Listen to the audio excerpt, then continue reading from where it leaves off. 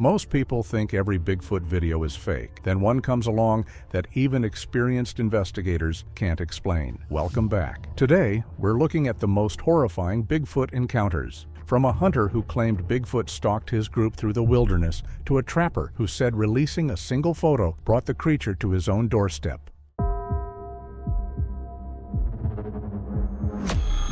I just felt it, a weight settling on the back of my neck like something enormous had leaned in close to look at me. And that was before I ever saw the shape at the tree line that made my stomach drop into my shoes. It was tall, impossibly tall, easily 9 feet, standing between two oaks with its arms hanging loose at its sides, covered head to foot in matted black hair. I blinked and it was gone, folded back into the shadows like it had never been there at all. But I knew what I had seen. I had just moved my family into the woods with Bigfoot. I didn't say anything to my wife when I went back inside. She was already stressed enough, unpacking boxes with our 6-year-old daughter tugging at her sleeve, and our 10-year-old son sulking on the stairs because there was no internet. Our Labrador, Max, wouldn't stop pacing by the back door, whining low in his throat, and I chalked it up to a new house and unfamiliar smells. I didn't chalk up the thing at the tree line to anything. I just found the crowbar in one of the toolboxes and set it by the front door where I could grab it fast, and I didn't tell my wife why. Bigfoot was out there. I didn't have the words yet to say it out loud, not even to myself, so I just carried the crowbar around the house like it was normal, like everybody unpacks a fixer-upper with a steel bar in one hand, and I kept glancing at the windows every few minutes, watching for that black shape to come back out of the tree line. We ate dinner by lantern light because half the outlets in the house weren't wired to the generator circuit yet, just frozen pizza, microwaved on the one line that worked, eaten off paper plates at a card table because our real furniture was still in boxes. Max wouldn't touch his food. He sat by the back window with his ears pinned flat and his lips curling back off his teeth, growling at something none of the rest of us could see. I told the kids it was probably a raccoon. I didn't believe it for a second. I kept thinking about the shape between the oaks, the way it hadn't moved like an animal, hadn't moved like anything should move, just stood there watching us unload our whole lives into a house it apparently considered its own. Bigfoot. The word kept surfacing in my head, no matter how hard I tried to push it down, as something ridiculous, something from late-night cable specials, not something that belonged in my new kitchen with my kids eating pizza 6 feet away.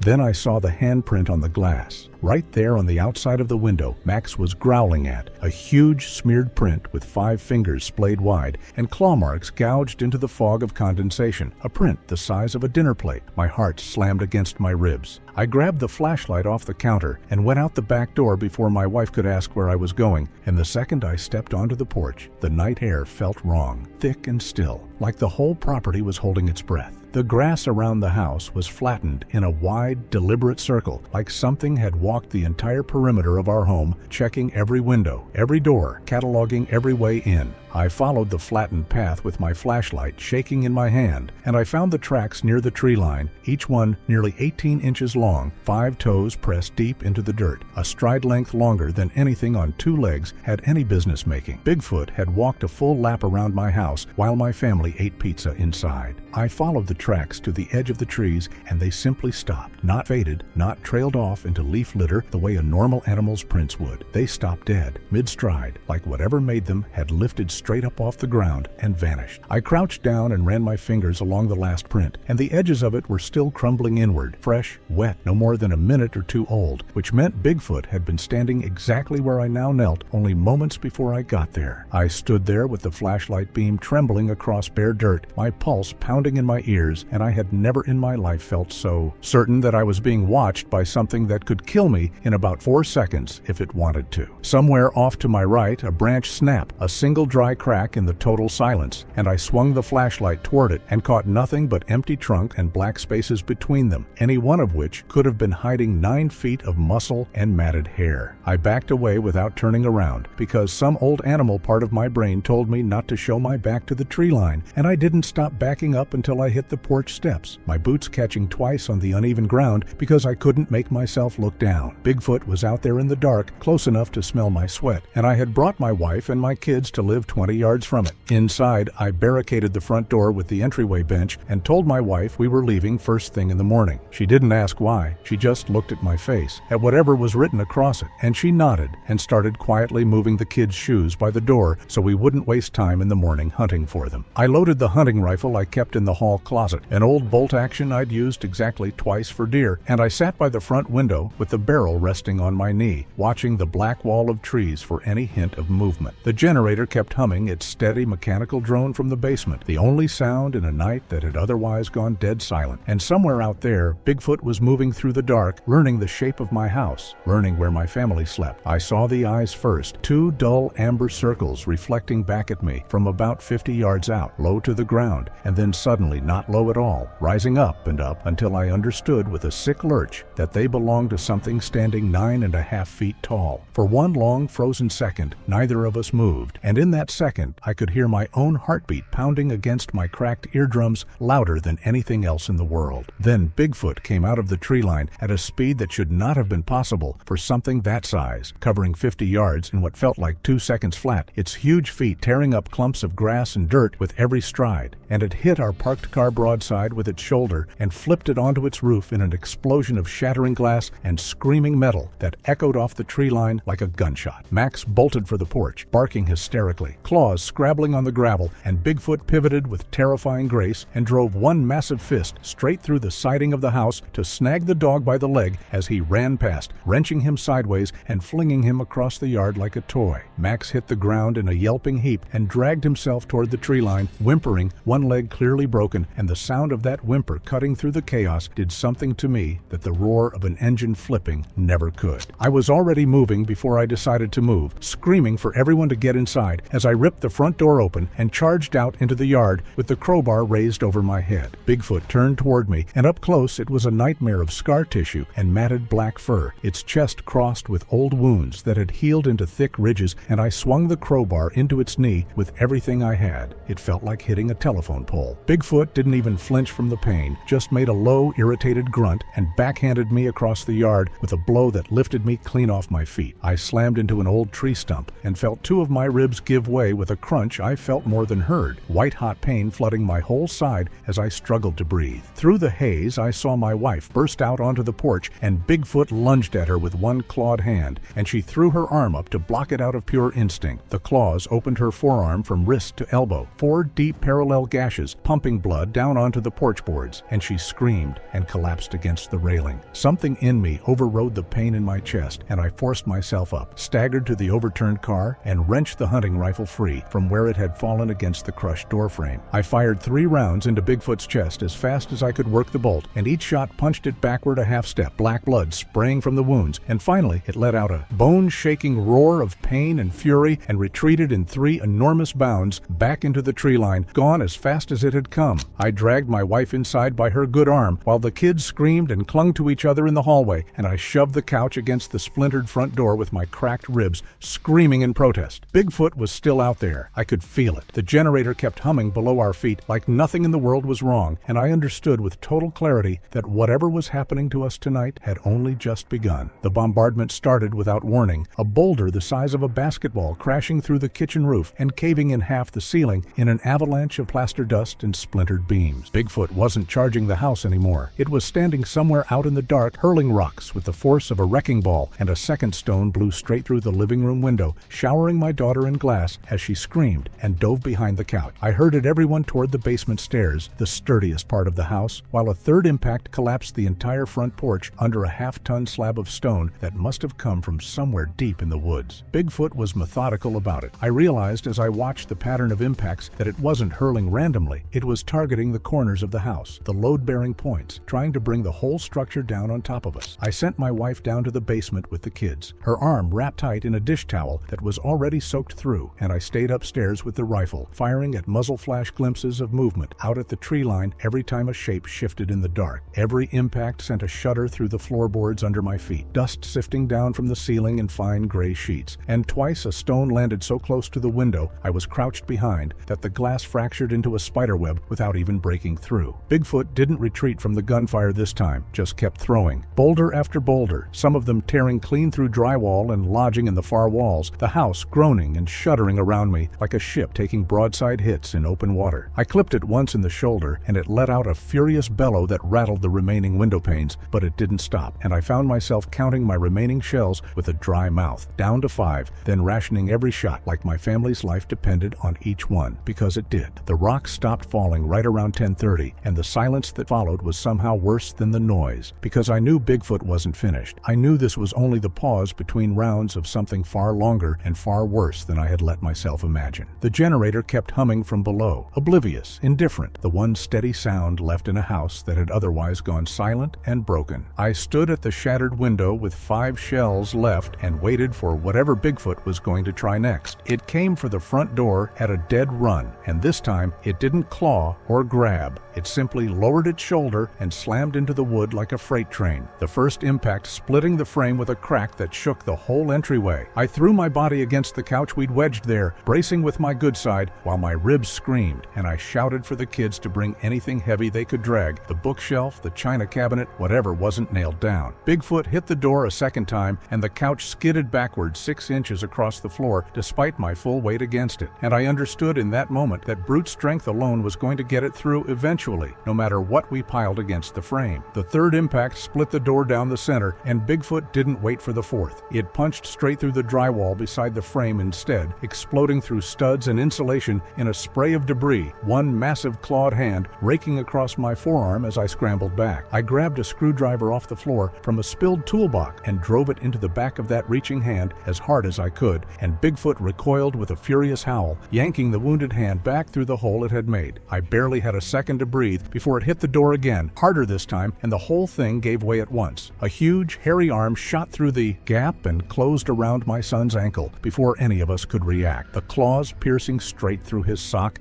and into skin, and he screamed as Bigfoot started dragging him toward the opening, his fingers scrabbling uselessly against the hardwood floor for something to hold on to. I lunged and grabbed his other leg, hauling backward with everything my broken ribs had left in them, my vision going white at the edges from the pain, and my wife, blood soaking through the towel on her arm, snatched a cast iron skillet off the floor and brought it down on Bigfoot's wrist with a clang that rang through the whole hallway like a church bell. The grip loosened just enough, tendons and claws slipping half an inch across bloody skin, and I wrenched my son free and fell backward with him into the hallway, both of us gasping, his small body trembling violently against mine as the arm withdrew back through the splintered gap. The door held, barely, wedged shut again with a length of steel pipe I jammed between the frame and the floorboards, and I looked down at my son's ankle to find deep parallel claw marks welling dark blood, his face already going pale and glassy with shock. I slapped his cheek lightly and told him to stay with me, that we weren't done yet, and outside I could hear Bigfoot pacing, snorting, working itself up for whatever came next. I had 4 shells left.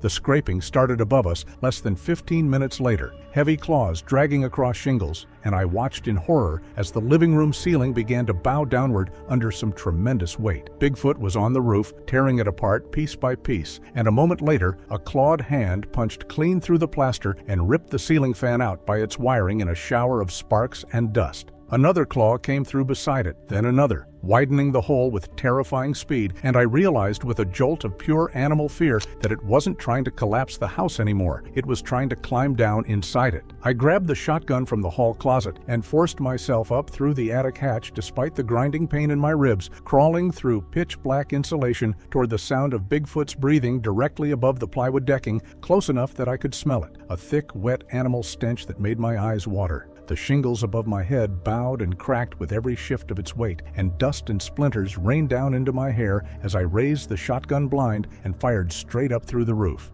I was rewarded with a furious roar and a heavy thud as it lost its footing and crashed off the edge onto the lawn below, the whole house rocking on its foundation from the impact. I fired a second shot after it through the new hole and heard it bellow again as it retreated a short distance across the yard, but I knew it wasn't gone for good, and I was right, because seconds later, a new tear opened directly above the attic hatch, shingles and beams splitting apart like matchsticks, and a massive dark shape dropped straight down through the ceiling into the living room below with a crash that shook dust out of every corner of the house. I slid down out of the attic as fast as my body would let me, shotgun raised, my family huddled somewhere behind the basement door I prayed was still holding against whatever was happening up here.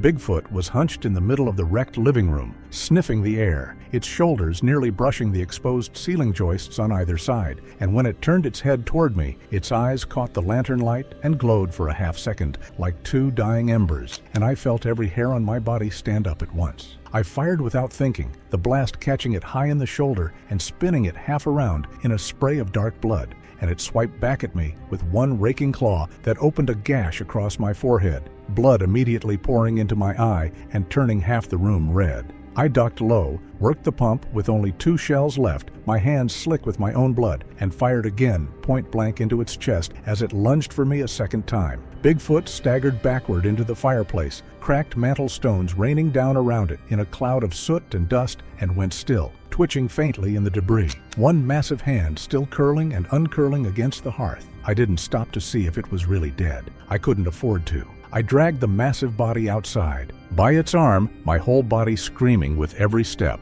and left it in the yard while I hunted through the wreckage for anything to cover the gaping hole in the roof. I found a sheet of plywood in the garage and nailed it over the worst of the opening, though I knew, even as I hammered the last nail, that it wouldn't hold against anything determined to get through it. The generator kept humming steadily below the chaos, the only normal sound left in a house that had been torn nearly in half, and I had 2 shells left in a shotgun I wasn't sure would matter if Bigfoot came again. The next attack didn't come as an attack at all. It came as my daughter's voice screaming from somewhere out in the backyard, calling for me, telling me it had her, and my blood turned to ice as I spun toward the back door. Then I saw her standing right beside me in the hallway, crying, very much inside the house, and I understood with a fresh wave of horror that Bigfoot was throwing her own voice back at us with perfect, sickening accuracy. Moments later, my son's voice cried out from the front yard, begging for help, though he was slumped against the basement doorframe not 6 feet from me. And I realized Bigfoot wasn't just an animal. It was hunting our minds now as much as our bodies. And unable to reconcile what she was hearing, started crawling toward the front door where the fake cries kept coming, her small hands pushing against the floorboards,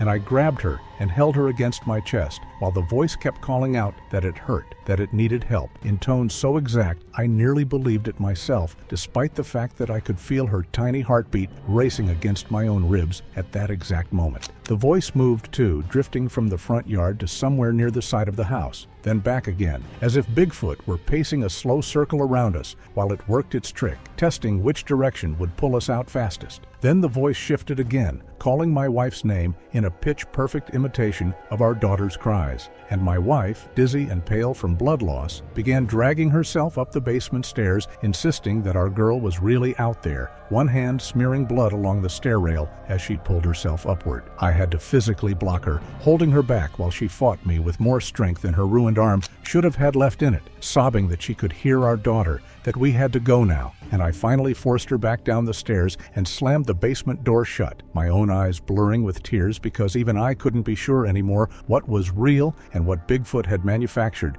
to tear us apart from the inside. Somewhere above us, the voice let out one last broken sob, and then it stopped, and the silence that followed felt worse than any of it, because silence from Bigfoot never meant safety. It only ever meant the next thing was already coming. The mimicry stopped as suddenly as it started, and in the silence that followed, Bigfoot came through the kitchen window in near total silence, glass exploding inward in a glittering spray as it seized my daughter by the hair before I could even shout a warning, yanking her clean off her feet. I threw myself at it without a single thought in my head, driving my shoulder into its midsection and slamming it back into the counter hard enough to crack the tile backsplash, and its claws raked down my back in 4 burning lines that felt like being branded with a hot iron. I grabbed a kitchen knife off the counter, the same knife we'd used to cut the frozen pizza only hours earlier, and drove it into the side of its throat with a scream tearing out of my own chest, twisting the blade as it sank in. Thick, dark blood sheeted down over my hand and forearm, hot and reeking, and Bigfoot released my daughter and dropped convulsing to the kitchen floor,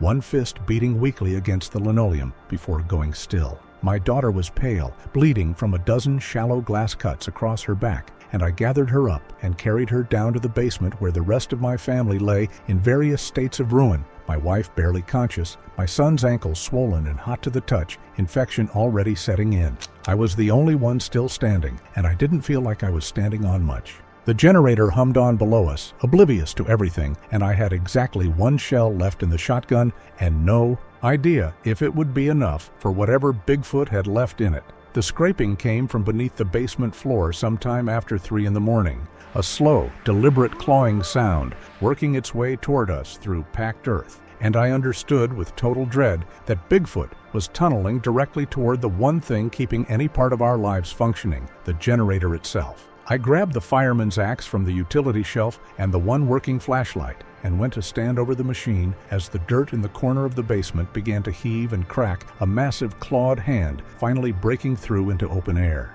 I swung the axe down across those fingers as hard as my exhausted arms could manage, and Bigfoot howled and yanked back, only to start digging again with even more ferocity, dirt and roots flying in every direction, tearing the hole wider until it was big enough to fit a body through. The flashlight beam jittered wildly across the widening pit as my hand shook, and I could hear the wet, ragged sound of Bigfoot's breathing echoing up out of the tunnel. Labored now, wounded, but not slowing, I planted myself directly in front of the generator, axe raised over my head, defending the one dumb, humming machine that had somehow become the whole battlefield of this night, while Bigfoot's head finally emerged from the hole, bloodied, one eye swollen completely shut, matted fur clumped with dried and fresh blood alike, its chest a ruin of shotgun wounds oozing dark fluid with every breath, and still it kept coming, dragging itself up out of the earth toward me with a hatred that didn't look like it was ever going to run out, no matter how many times I hit it. I brought the axe down across its skull with everything I had left in my body,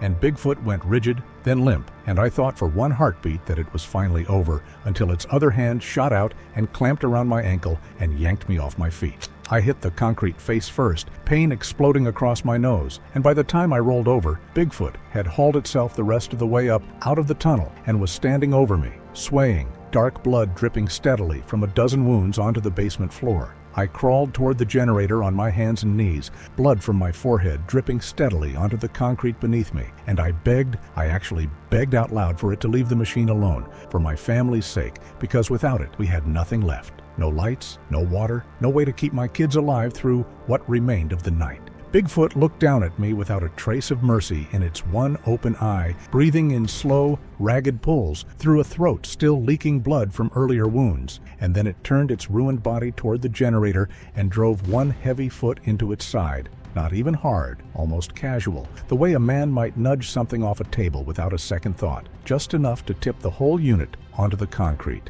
The engine sputtered, sparks hissed and died, and the hum that had followed us since we arrived at this house cut out completely, plunging the basement into total, suffocating darkness, broken only by the sound of Bigfoot's slow, ragged breathing somewhere above me in the dark. I sat in that blackness, holding the cold, dead shell of the generator, while my wife lay unconscious a few feet away, my daughter slipping deeper into fever, my son's ankles swollen tight and hot with infection, and I understood with the last shotgun shell trembling in my pocket that Bigfoot had never wanted our blood at all. It wanted the silence back, the silence the forest had known for centuries before we ever rolled a U-Haul up that gravel driveway with a machine that never stopped humming. I never saw Bigfoot again after that night, though I sometimes still hear that engine drone in my dreams, cutting out into nothing, and I think about the way it looked at me right before it left, not like a monster satisfied with a kill, but like something ancient finally getting its silence back.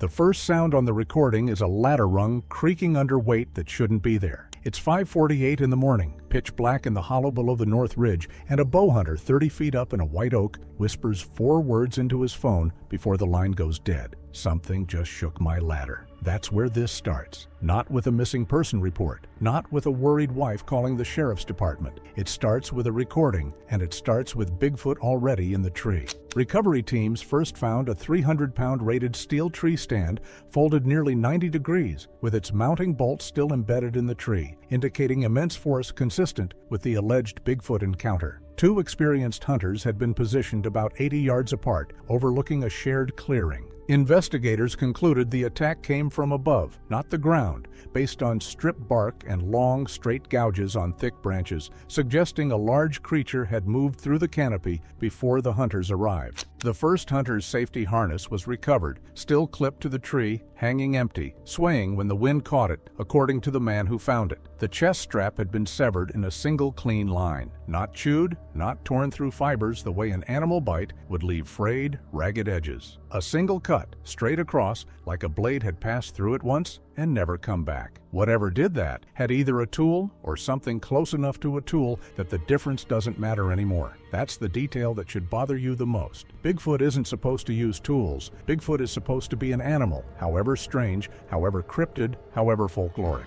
An animal that cuts a nylon strap in one motion isn't behaving like an animal. It's behaving like something that understands what a harness is for and how to defeat it. Now, the second hunter's stand told a different but equally disturbing story. His ladder sections were separated and stacked at the base of the tree, almost neatly, the rungs aligned. If you didn't know better, you'd think a maintenance crew had disassembled it for storage. But the bolts were sheared off, not unscrewed, the threads stripped raw, meaning whatever pulled that ladder apart did it with brute force, and then, for reasons nobody on the recovery team could explain, took the time to stack the pieces. That's not chaos, that's behavior. That's something that finishes a task and then organizes the aftermath, the same way you'd clean up after yourself. Both men's bows were gone from their stands, but their arrows turned up 300 yards east, in a shallow depression near a fallen log. All of them snapped clean in half at roughly the same point along the shaft and stacked, not scattered by wind,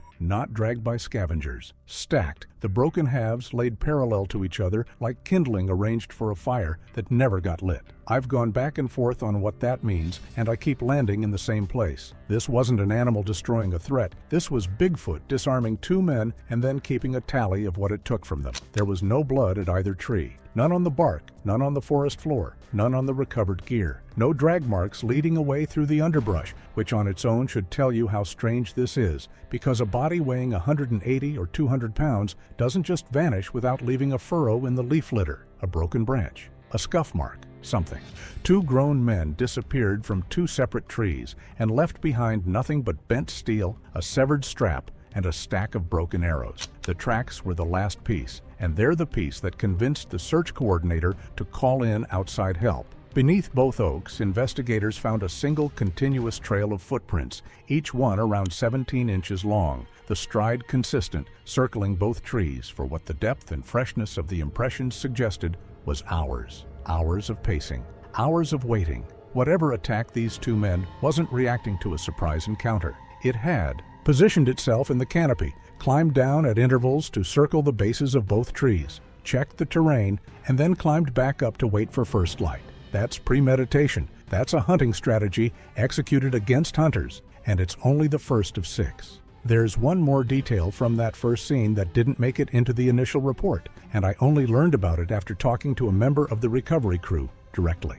About 40 feet from the base of the second oak, half buried under a drift of fallen leaves, they found a third object that didn't belong to either hunter. A broadhead, the kind used on a hunting arrow, but bent completely in half at the ferrule. The steel folded over on itself like it had been pinched between two fingers the size of bricks. No shaft attached, no fletching, just the metal tip, twisted and discarded as if Bigfoot had examined it, tested it, found it unimpressive, and thrown it aside before moving on to whatever came next. That single bent broadhead, sitting alone in the leaves 40 feet from the nearest tree, tells you something about the scale of strength involved here that the bent ladder and the severed strap only hint at. A grown man can't bend hardened broadhead steel with his bare hands. Whatever did this barely had to try. If those first two disappearances sound impossible, keep watching, because the cops hadn't even finished snapping their scouting before Bigfoot took victim number 3. By mid-morning that same day, while search teams were still cataloging the bent tree stands, a third hunter set out solo along a dry creek bed about 2 miles south, following a fresh deer trail he'd scouted the week before. He had a trail camera mounted on a sycamore near a bend in the creek, the kind that triggers on motion and timestamps every frame. When that camera was recovered, it held one image that the search team passed around for days before anyone outside law enforcement saw it. A single frame, daylight, sharp focus, a massive dark shape crouched low behind a boulder no more than 40 feet from the camera, head turned toward the creek bed, watching. The timestamp put it 11 minutes before this hunter's last known GPS ping. Bigfoot had been stationed behind that rock, waiting for him to walk into range. The same patient positioning as the tree stand attack, just executed on the ground instead of in the canopy. His boot prints tell the story of a man who knew something was wrong before he could explain why. Investigators traced his path along the creek bed for nearly a mile, and the pattern is unmistakable once you see it laid out on a map. Long, even strides for a stretch, then a sudden stop, a half turn, a pause, then movement again, over and over. He kept hearing something behind him and kept second-guessing himself, the way anyone would when the woods go quiet. In that specific way, they go quiet when something large is moving through them. The shadowing here lasted the better part of an hour, Bigfoot staying just outside his peripheral vision, matching his pace, letting him almost see it, and then melting back before he could turn fast enough. His rifle was found jammed barrel down into the creek mud about 60 yards past where the tracking pattern ended. The stock pointed skyward at an angle that only makes sense if he dropped it suddenly while looking up. The trigger guard was bent inward, crushed against the trigger itself hard enough that even if he'd recovered the weapon in that final second, it would have been useless. No shot was fired. No spent casing was found anywhere along that creek bed. His backpack turned up 50 yards downstream,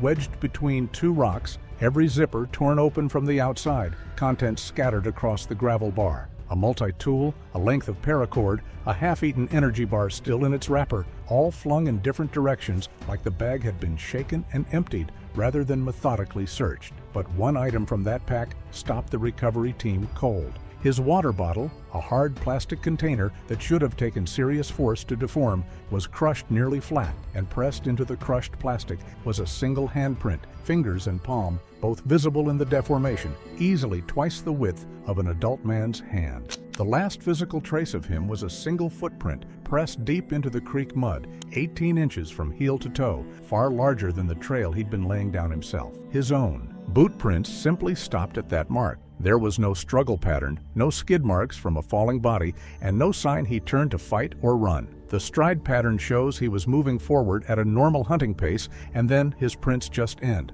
replaced by that single massive track as if Bigfoot had been pacing him from behind the whole time, finally closed the gap and took him mid-stride before he ever knew the distance had closed. No body and no blood, just an 18-inch print where a man used to be standing. Investigators also found, about 100 yards upstream, a 3-foot-wide circle of disturbed gravel with a large footprint at its center, suggesting the alleged Bigfoot had remained there for an extended period before the victim arrived. The scene led investigators to theorize that the creature may have been waiting near the creek, making it one of the few pieces of evidence suggesting it had deliberately remained in one location rather than simply reacting to someone entering the area. That was Hunter 3. Hunter 4 came after dark, and what happened to him is far worse, because it happened in a way that is far darker than the 3 hunters you just heard about. He was camping alone at the base of a limestone cliff about 3 miles from where the creek bed search was still ongoing, planning to hunt the ridge above at first light.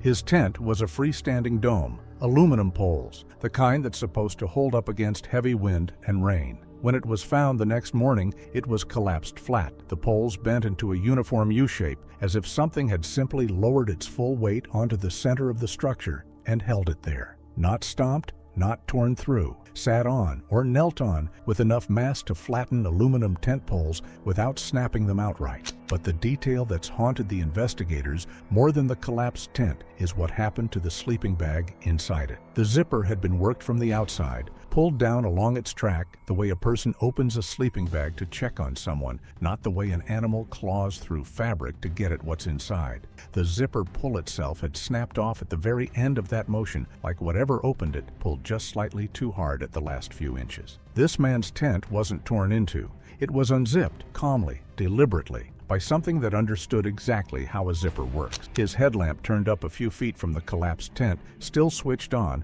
the battery fully drained by the time it was found. The beam locked in a position pointing straight up at the cliff face above the campsite. That detail lines up with something else investigators found when they searched the rock above. Fresh scratches gouged into the limestone, deep parallel grooves running diagonally up the cliff face, the kind of marks left by something climbing a near-vertical surface using its fingers and toes for purchase. Bigfoot hadn't approached this campsite from the tree line. It had been clinging to the cliff above the tent, watching him through the dark before it ever came down. His hunting knife, a fixed blade with a 4-inch edge, was found 10 feet from the tent. The blade snapped clean in half at the midpoint. That's not a knife that failed from age or stress. That's a knife that connected with something solid enough to break it on a single swing, which means at some point in those last moments, this man got one defensive strike in before everything went wrong. The tent floor itself, once investigators peeled back the collapsed fabric, showed a single massive depression pressed into the dirt beneath it, roughly the size and shape of a kneeling joint,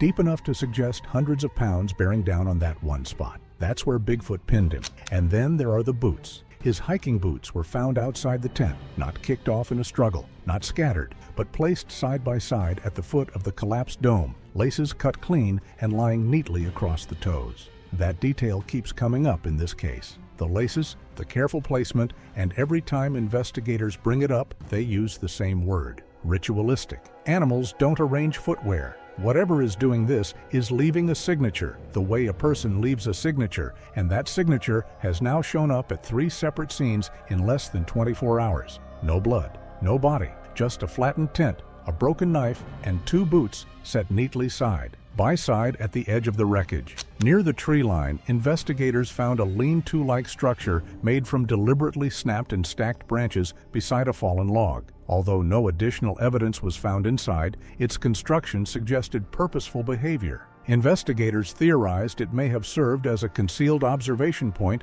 before the alleged Bigfoot approached the campsite, adding to a pattern of possible pre-positioning seen in other incidents. It's unbelievable how 3 men were already gone. However, as search crews believed daylight would finally tip the odds back in their favor, they were absolutely wrong, as Bigfoot would take another victim. By the second morning, the search had grown into something much larger, with trucks and ATVs staged along every logging road that fed into the forest. One hunter chose not to walk in at all. He parked his pickup at the dead end of a logging spur, intending to glass the far ridge from inside the cab before deciding whether conditions were safe enough to get out. He never got the chance to make that decision for himself. His truck was found with all 4 doors dented inward, the metal pressed in toward the cab as if something had wrapped its weight against the frame from the outside and squeezed. The windshield was pushed inward from the exterior side, a dense spiderweb of cracks radiating from a central point. But the glass hadn't given way entirely, meaning whatever struck it hit hard enough to deform safety glass without shattering it through. His rifle was still on the passenger seat, magazine loaded, safety off, never fired. This is the incident where the stalking turns psychological instead of just physical, and the tire tracks prove it. This man tried to escape.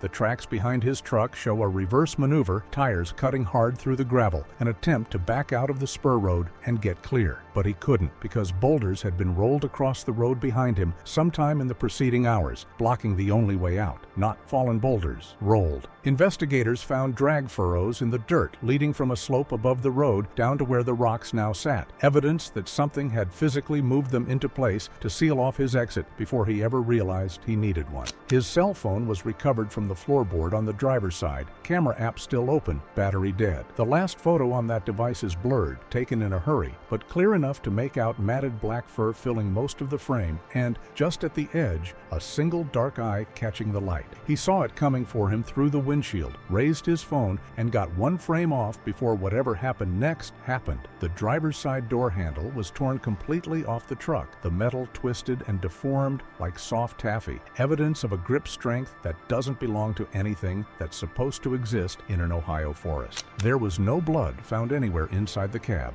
but the roof of the truck told its own story, a massive dent pressed down into the sheet metal directly above the driver's seat, the kind of impact you'd expect from something heavy landing on it from a height, not climbing onto it from the ground. His boots, again, were found on the roadside near the rear bumper, placed neatly, laces tied together this time instead of cut. Bigfoot didn't come through the door. It came down from above, onto the roof of his own truck, and took him from there. The bed of that pickup held one more answer no one expected to find. A spare tire, normally bolted beneath the truck frame, had been pulled loose and thrown nearly 30 feet into the brush alongside the road. The steel mounting bracket bent and torn away in the process. Investigators initially assumed it had been knocked loose during whatever struggle happened at the cab, but the angle of the throw and the distance involved told a different story once they mapped it out. Something had reached underneath that truck, ripped the spare free, and discarded it like an obstacle in the way of something it wanted, possibly testing whether there was anything useful or threatening stored beneath the vehicle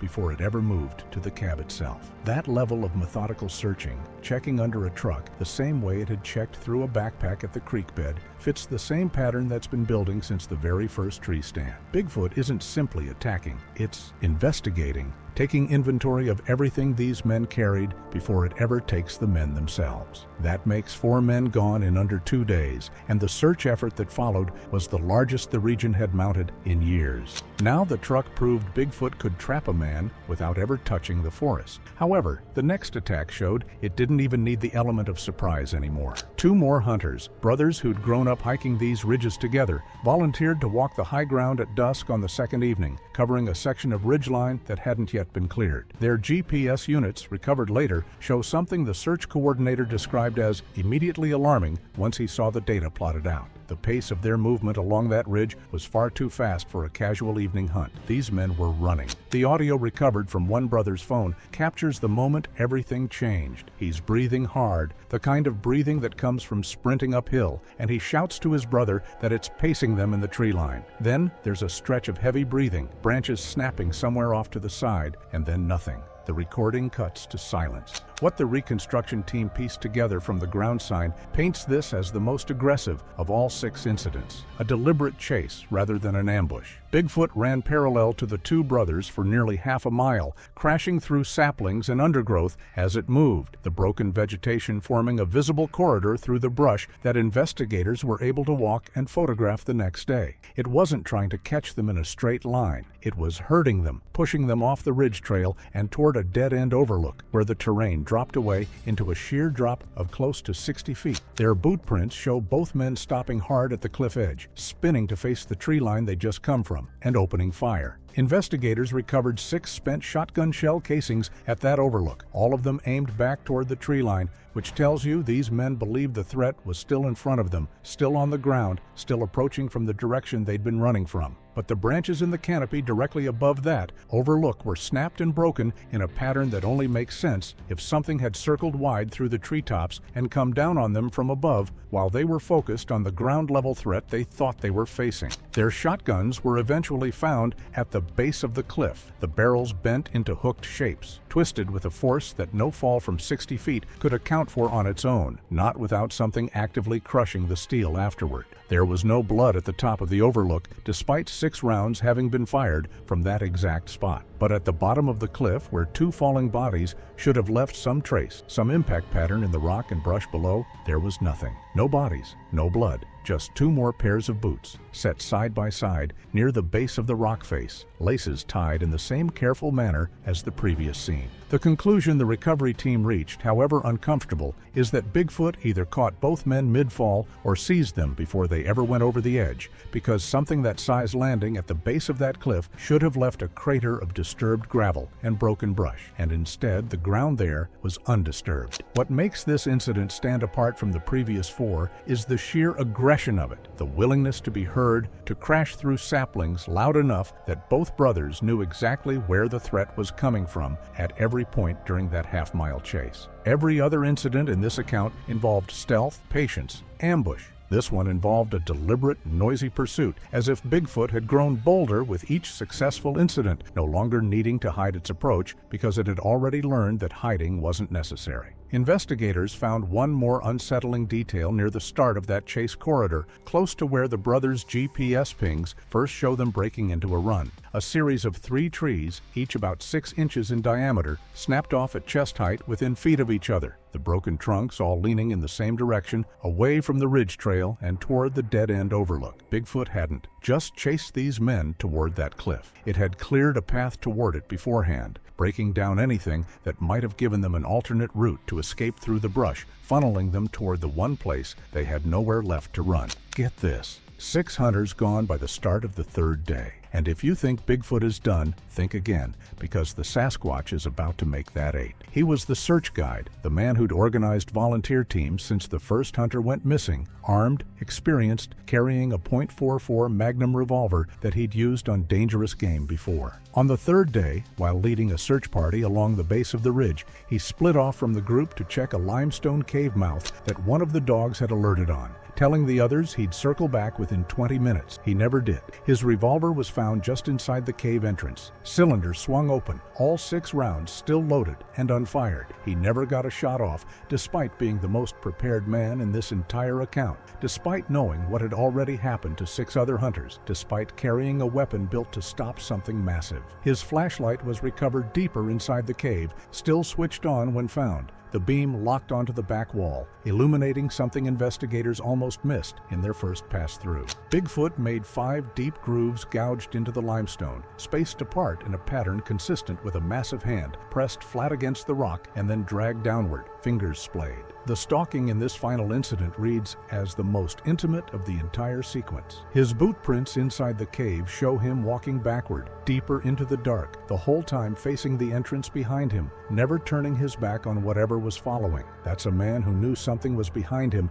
and refused to stop watching it, retreating step by careful step into a cave that only had one way out. His backpack was found shredded near the cave mouth, contents pulled out and scattered across the entrance floor as if searched piece by piece rather than simply torn apart. His radio sat on the cave floor a short distance in, still transmitting static when the search party finally found it. The channel left open the entire time, broadcasting nothing but silence and the faint sound of dripping water back to base camp for hours. But it's what investigators found at the very back of the cave that has stayed with everyone involved in this case longer than anything else recovered across all 6 incidents. Sitting on a flat shelf of rock at the rear wall, beneath those Bigfoot's 5-clawed grooves, was his lighter, still flickering when it was discovered, the flame somehow still alive despite the hours that had passed. And laid across that rock right beside it, deliberately placed, was a single unbroken arrow, intact from nock to broadhead, identical in fletching and shaft markings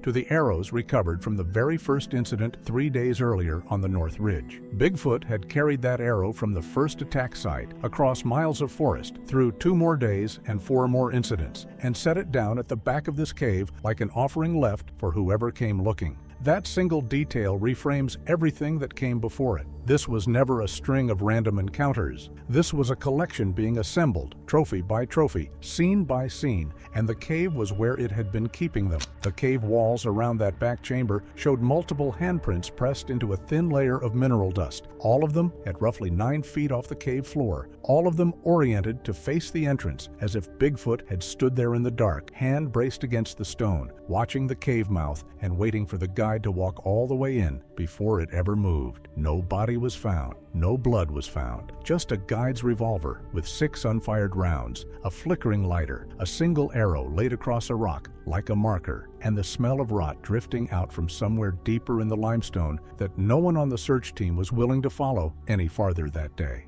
Before they pulled back from that rear chamber, 2 members of the search party swept their flashlights along the upper edges of the cave ceiling, more out of instinct than procedure, and caught sight of something neither of them expected, a narrow fissure, barely wide enough for a man to squeeze through. Sideways, ran upward from the back corner of the chamber, disappearing into total darkness beyond the reach of their beams. Loose stone dust along the lower lip of that fissure had been disturbed recently, smeared in a pattern consistent with something large, pulling itself up and through the gap rather than walking. That fissure has never been fully explored. The geological survey that followed weeks later determined it connects to a second, smaller chamber, roughly 18 feet above the one where the guide's revolver was found, a space too tight for standard search equipment and too unstable to risk sending anyone through without specialized gear. Whatever used that gap to leave the cave did so by folding itself through an opening that should have been too narrow for something its size, the same way it folded steel tree stands and crushed plastic water bottles, treating the limits of the physical world as something flexible rather than fixed. 8 hunters across 3 days, 6 separate incidents, and a pattern that only gets clearer the more of this evidence you lay side by side. Bent steel at the tree stands, a severed strap cut in one motion, a trail camera frame of something crouched and waiting behind a boulder, a crushed water bottle with a handprint twice the size of a man's, a tent zipper worked open from the outside, a knife snapped in a single swing,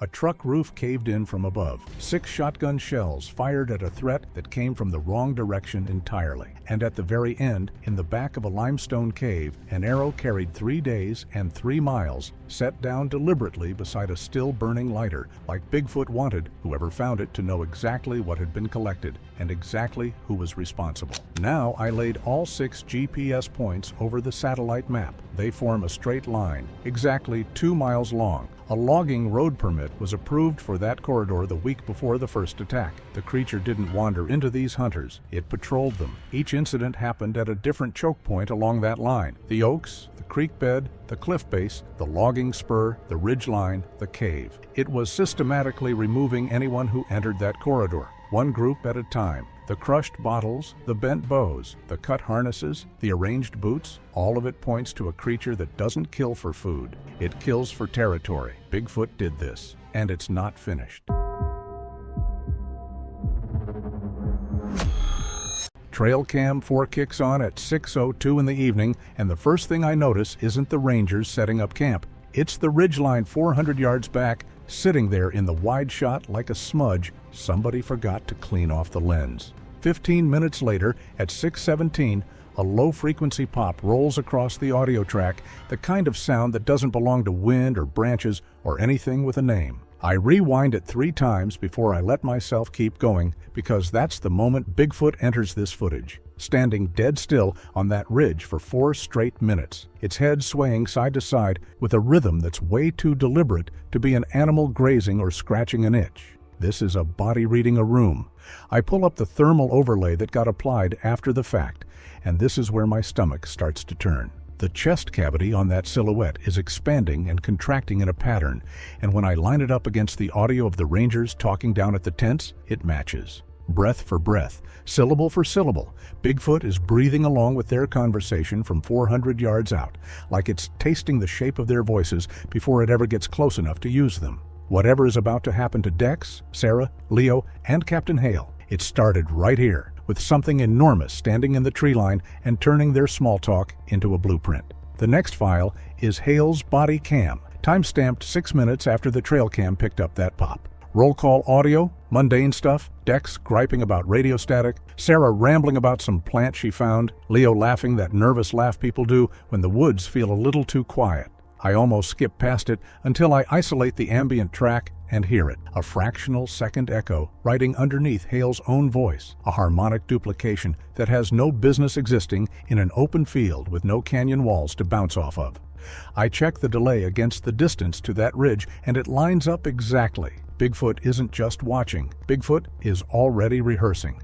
By the time I get to the crime scene photographs, the tent is sitting there, almost peaceful, which is somehow worse. A coffee mug, Sarah's botanical journal flipped open to a blank page like she never got the chance to write in it. A signal booster nobody thought to check before they went to sleep. And then, right outside the tent flap, pressed into soft mud and facing inward toward where the rangers slept, a single dermal ridge print, twice the size of a grown man's palm. The ridge is so uniform, it reads less like a footprint and more like a signature. Bigfoot stood there while 4 people slept 10 feet away, close enough to reach in, and chose to just look instead. I sit with that print for a long time before moving forward because it tells me something about what this is. This isn't a startled animal wandering into a camp by accident. Bigfoot came to that tent on purpose, stood at that flap on purpose, and left that mark on purpose. Everything after this point in the footage is going to be Bigfoot closing a loop it opened in that first hour. And once I understand that, the rest of the night stops looking random and starts looking like a countdown. Cameras 7 and 12 pick up the next stretch between 8:15 and 10:40, and stacking the 2 angles together is what finally shows me the full shape of what's circling that camp. Bigfoot is out there at 200 yards now, tighter than before, moving in a slow counterclockwise loop around the tents. The thermal catches 2 smaller heat signatures flanking it on either side, and that detail alone changes the whole tone of this file for me. This isn't one creature stalking 4 rangers. This is a family unit working a perimeter, and Bigfoot is the one running point. Camera 12 has the piece of audio I can't get out of my head, no matter how many times I mute it and try to move on. Bigfoot opens its mouth, and instead of a growl or a roar, out comes this guttural, rapidly shifting collage of human words, stitched together with no grammar, and no mercy. Sarah's laugh spliced against Hale barking, hold position, Leo's frightened little exhale looped into the mix like a drumbeat. It's not talking, it's sampling. Bigfoot has taken 3 hours of ambient conversation and turned it into something closer to a chant, and it's playing that chant back into the dark like it's testing which piece gets the strongest reaction. Sarah's body cam picks up her trip down to the creek at 9:30, and this is where the sampling stops being abstract and starts getting personal. Her mic catches a whisper clean enough to transcribe, a voice doing an impression of her mother, telling her how cold it is and asking her to come find them. She spins the light around fast, and it lands on a tree that's been debarked in a perfect spiral from root to crown, stripped clean like something ran a blade around it in one continuous motion. Nobody is in frame. Nobody has to be. Bigfoot already left the marker and already delivered the message, and now it just has to wait for her to decide whether to walk toward the sound. The photo archive from that stretch of the night lays the geometry out for me in a way that's almost clinical. Footprint casts form an unbroken 200-yard circle around the camp, each print spaced 18 inches apart, every single one angled toward the center like spokes on a wheel. Whatever is making these tracks held that exact spacing for 3 hours without a single stumble or correction, which tells me Bigfoot isn't improvising a patrol. It's executing one. And the debarked tree isn't just vandalism either, because lab work on the stripped wood turns up trace amounts of a protein compound nobody can fully identify, something that mimics human pheromones close enough to spike anxiety in anyone who gets near it. Bigfoot didn't just mark that tree, Bigfoot seasoned it. Camera 2 flips everything into a different gear at 11:05. Out of pure darkness, a rock the size of a melon materializes and catches Hale square in the shoulder. And in the same half-second, a jet of superheated steam rips out of a fissure right by Leo's feet. The microphone can't keep up with what happens next, distorting hard as Dex grabs at his ear, and even though the audio flattens out into a sub-20 Hz pressure wave that shouldn't register as anything at all, the air on camera visibly shimmers, like heat coming off asphalt. That's Bigfoot's voice at a register the human ear was never built to hold on to, and it's already doing damage before anyone even understands they're under attack.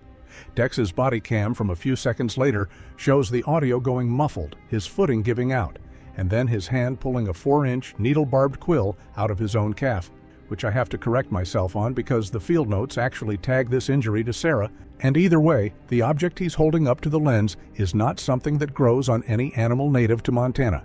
It's hollow, it's chitinous, and whatever coats those barbs is glistening in a way that tells me it isn't blood. Bigfoot isn't just circling this camp anymore. Bigfoot is testing what these 4 rangers are made of, one small, deliberate injury at a time, and none of it looks like an accident of nature. The forensic reports from this stretch are the part that really gets under my skin because they keep ruling out every normal explanation one at a time. Haley's shoulder shows a compression bruise with 0 blunt force trauma to the fabric, meaning whatever hit him applied that force through the air itself, hydrostatically, without a projectile ever actually striking the uniform in the way a thrown rock should.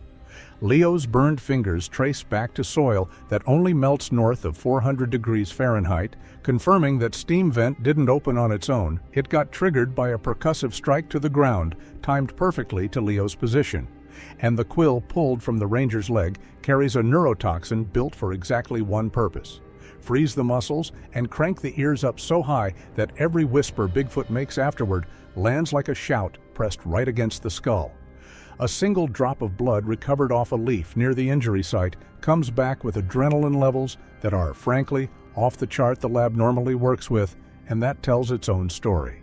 Whoever bled onto that leaf was fully conscious and fully aware while something was extracted from their leg, paralyzed but not blind, not deaf, not spared a single second of it. Bigfoot didn't want unconsciousness. Bigfoot wanted them awake for what came next, and by the time I get to the next set of files, I understand exactly why. Cameras 5 and 9 catch the moment everything breaks apart, timestamp 12:15 in the morning, and it happens in under a second. 2 screams hit the microphones from opposite directions at the exact same millisecond. Sarah's voice calling out for Hale from the north tree line, and Leo's voice calling out for Sarah from the south, both of them layered with a panic that sounds completely real. Hale and Dex bolt north. Sarah and Leo bolt south. and the thermal feed shows Bigfoot standing perfectly still right in the gap between the two groups as they run in opposite directions, its chest vibrating without a sound, reaching the mic. It never gives chase in this moment. It doesn't have to. Bigfoot just planted itself at the fork in the road and let 4 terrified people do the rest of the work themselves. Hale's body cam from 2 minutes later plays back a radio transmission that makes my hands go cold every time I loop it. It's Sarah's voice, technically pitch perfect, except the words are wrong for who Sarah actually is, describing her legs being crushed and begging Hale not to leave her behind. His heart rate monitor, folded into the body cam telemetry, goes from a manageable spike straight into a flatlined, arrhythmic mess. He's sprinting on borrowed panic now, chasing a voice that Bigfoot built specifically to send him in the wrong direction, and every stride he takes is one Bigfoot predicted he would take. The tracking report from the divergence point gives me the clearest picture yet of how coordinated this actually is. A length of rope lies snapped at the split, pulled apart by force rather than cut clean, and laid over the ranger's own footprints is a third set of tracks, smaller, a 6-foot stride, running parallel to Sarah's group the entire way. It's matching her gait step for step in the mud, which means Bigfoot brought a juvenile along specifically to confuse anyone trying to read these tracks later, muddying the exact kind of evidence a search team would rely on. This is a hunt with a division of labor. The adult drives the panic, the juvenile erases the trail, and Bigfoot, in whichever body is doing which job, never once loses control of the situation. Before I get to the bog, there's a stretch of footage from camera 8 that almost got filed as junk data because the frame is so shaky, and once I stabilize it, I understand why nobody wanted to sit with it for long. It picks up Sarah and Leo 40 seconds into their run south, cutting across a shallow creek bed, and for 11 seconds, the two of them are actually gaining ground, putting real distance between themselves and whatever's behind them. Then a shape drops out of the canopy directly into their path, not the adult, something leaner, faster, moving on all fours for 3 full strides before rising up onto 2 legs at the last second. Bigfoot doesn't touch either of them. It just plants itself in the creek bed, forcing their sprint to bend hard to the left, funneling them off the flat ground and up toward the rocks, toward the exact terrain that later holds the fissure. I watch that 11-second stretch 4 separate times before I accept what it actually shows me, which is Bigfoot herding, not chasing, correcting their path the way a sheepdog corrects a flock without ever once biting down. Leo's own body cam catches a few frantic seconds of that same detour, his light swinging wildly across bark and stone, and buried under his own ragged breathing is a second breathing pattern, lower, slower, keeping perfect pace behind him, no matter how hard he pushes. It's not gaining. It's not falling back. It's pacing him. The same patient rhythm I'll hear again later, pressed against the limestone. And hearing it here first tells me Bigfoot had already picked Leo's ending before Leo had picked his hiding spot. The search team's tracking log backs this up with something I almost skipped past on my first read. A secondary print trail branching off from the main chase route, cutting at an angle that intercepts the fissure a full 2 minutes before Leo's own footprints arrive there, meaning whatever was hurting him had already scouted the exact crack in the rock he was about to think was his own idea.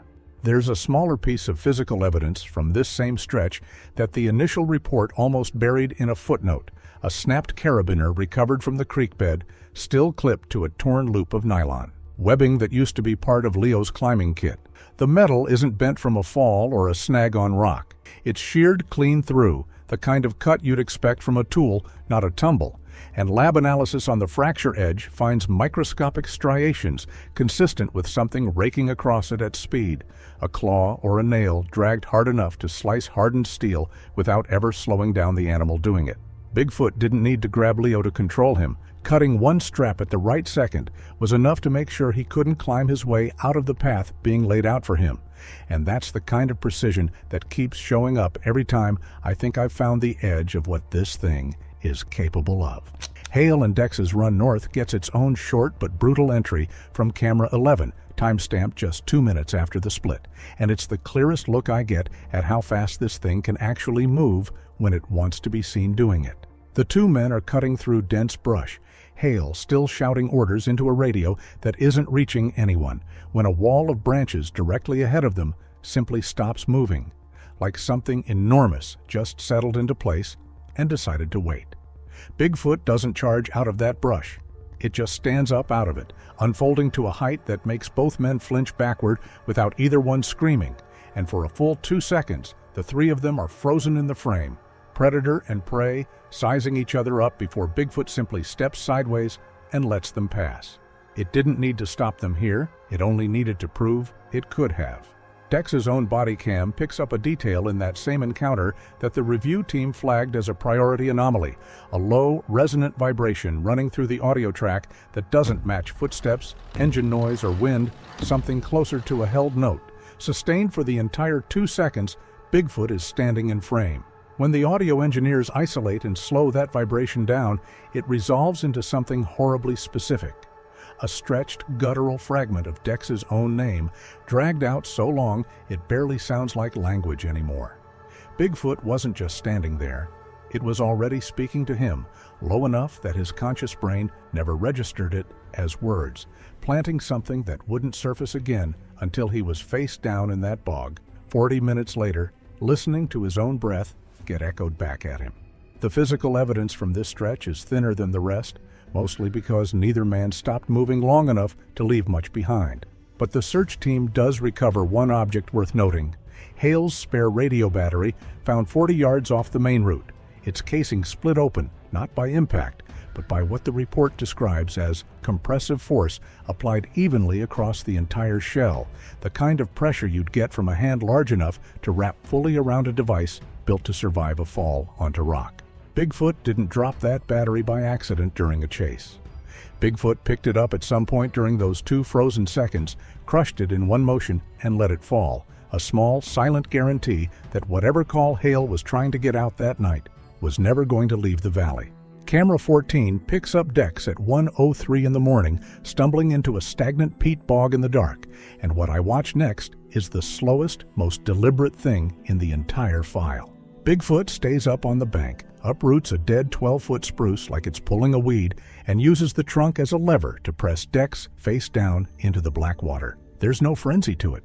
The pressure comes in a steady, 3-minute rhythm, calibrated, patient, the massive hands gripping that branch and holding steady the way someone holds a door shut. Bigfoot isn't drowning Dex out of aggression. Bigfoot is drowning him on a schedule. Dex's own body cam is the hardest file in this whole case for me to sit through. The lens goes half submerged, all murky water and rising bubbles. And underneath it, his own labored, gurgling breathing gets broadcast right back at him from somewhere above the surface. Bigfoot is exhaling in perfect sync with Dex's own dying breaths, looping his last moments back into his ears as they happen, and when his final exhale finally comes, it's answered by one massive, booming inhale from directly above the water. He goes under, listening to his own death get rehearsed by something that learned to breathe exactly like him hours earlier. On that ridge, that opening scene with the chest cavity mimicking their conversation, this is what it was building toward the whole time.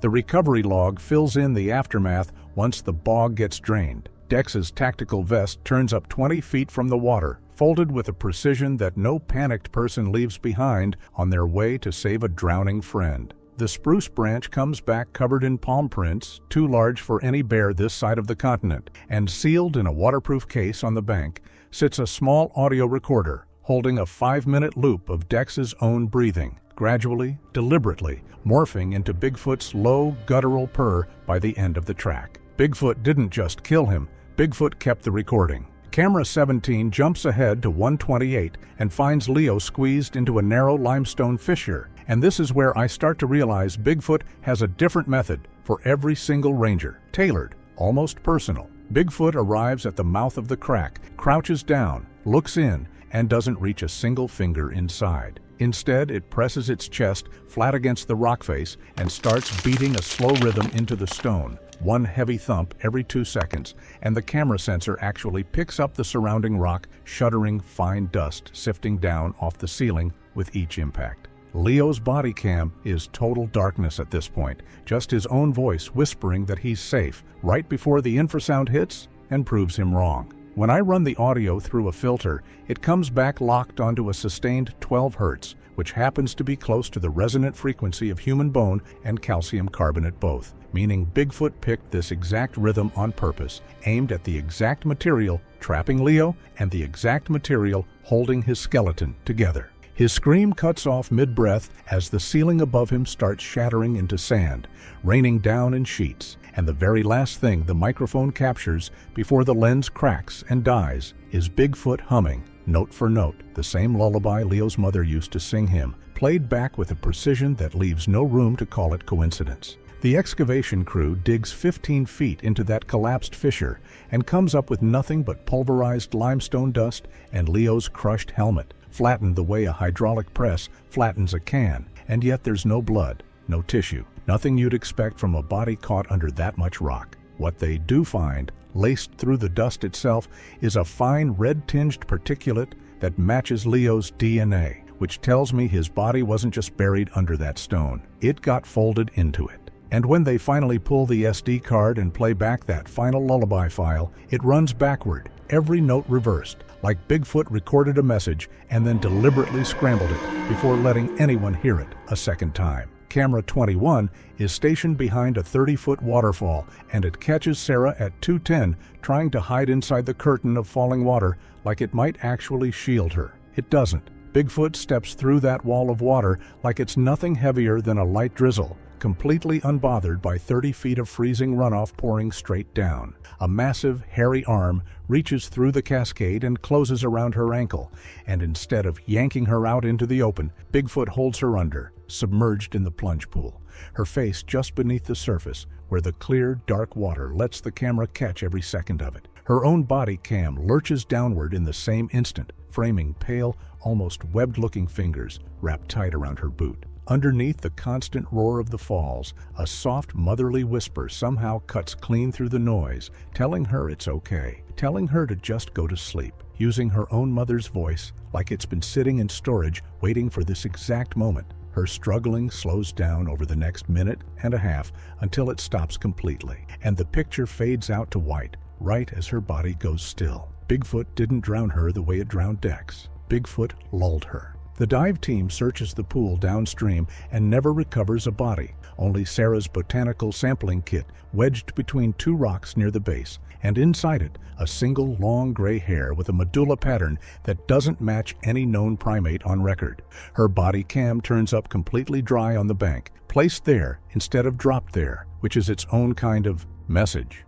And on the final frame of playback, right after her death, the reflection sitting on the water's surface distorts for exactly one frame, wearing her face and her uniform for a heartbeat before the footage cuts. Bigfoot leaves nothing behind by accident, and that includes this. Camera 25 catches the last stand at 3 o'clock in the morning, high up on a rocky ridge where Hale has clearly decided he's not running anymore.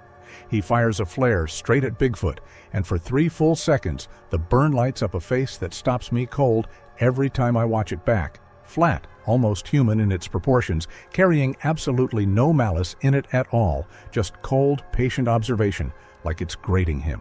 Bigfoot sidesteps the flare without any real urgency, walks over to a moss-covered boulder, and pushes. The boulder rolls straight into Hale's pelvis, pinning him against the loose scree, and just like that, the last ranger standing is the last ranger down. Hale's body cam tips up toward a dark, empty sky, his breathing already ragged, and he keys his radio one final time, ordering whoever might still be listening to acknowledge his transmission, his voice carrying every ounce of command he has left in him. Bigfoot steps into frame, leans down over him, opens its mouth, and answers him back in his own voice, his own baritone, his own authority, repeating his final order back to him word for word with an inflection so exact it sounds like a recording rather than a mimic. Then it just turns and walks off, leaving him pinned there to bleed out in the cold while his own voice keeps bouncing off the canyon walls for 4 more minutes before the breathing on the track finally goes quiet. The recovery photo shows that boulder still sitting exactly where it landed, and underneath it, his crushed radio and his loaded flare gun, both useless in the end. The forensic audio team pulls a 10-minute file off that radio, and the first 5 minutes are exactly what you'd expect. His death rattle slowing down in real time. The second 5 minutes are the part nobody in that lab was prepared for. Bigfoot's voice reciting his military serial number, his wife's name, and his home address. Information it had no earthly way of gathering except by pulling it straight out of his own sub-vocalized dying thoughts. Bigfoot didn't just kill Captain Hale. Bigfoot went through his head on the way out. Camera 1 gives me the widest angle in the whole archive, a valley-wide overview at 5:30 as the sun starts coming up over the ridgelines. And this is where the file stops being about 4 individual deaths and starts looking like a system. 2 juvenile shapes come out of the tree line first, moving calm and unhurried, and they don't touch a single body because there are no bodies left to touch. Instead, they move from kill site to kill site, gathering up helmets, vests, boots, whatever gear got left behind, and hauling it all back to a clearing where they lay it out in 4 neat, deliberate piles, one for each ranger, arranged with a kind of ritual care that has no reason to exist unless it means something to them. Bigfoot arrives last, walks straight to Dex's recovered audio recorder sitting among the gear, and plays that breathing loop back one more time into the open morning air, and both juveniles lift their heads toward the sound at exactly the same moment, like students following a lesson. That's the detail that stays with me longest out of everything in this footage, the idea that whatever happened to these 4 rangers overnight wasn't just an attack, it was a demonstration, something Bigfoot was actively teaching to the next generation standing beside it. A dense fog bank rolls into that clearing faster than any fog has a right to move, swallowing the piles, the juveniles, and Bigfoot itself. And by the time Camera 1 clears up enough to see anything again, the valley is empty, like none of it ever happened at all, except for 4 cameras worth of footage saying otherwise. Every time I think I've reached the bottom of this file, another detail surfaces that pushes the whole picture further than I want it to go. And that's really the through line of this entire night.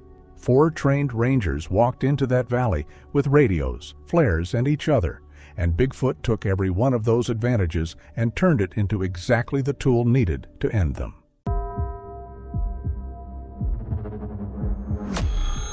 The stench hit me before the helicopter blades finished their death spin, carcass strung up between 2 pines like a grotesque piñata, wired with motion sensors and trail cameras. And as I stood there staring at that swaying, gutted thing, I felt it before I saw it, a weight pressing down from the tree line, patient and enormous. Then the branches 30 yards out shifted apart, and for one full second I was looking at the broad, hunched shoulders and matted brown fur of Bigfoot, watching us from the dark like we were nothing more than the next course. I didn't say the word out loud yet. I couldn't. Draven was already tapping at his tablet, announcing that his algorithm called this prime territory bears, cougars, maybe wolves, something trophy-sized. His voice cracked through the canyon like a gunshot, a man who had never once in his life learned to whisper. Lev stood beside him, wincing at the volume, clutching a canteen like it might bite him, asking if maybe they should keep it down since this was supposed to be hunting. Draven just laughed and clapped him hard enough to stagger him,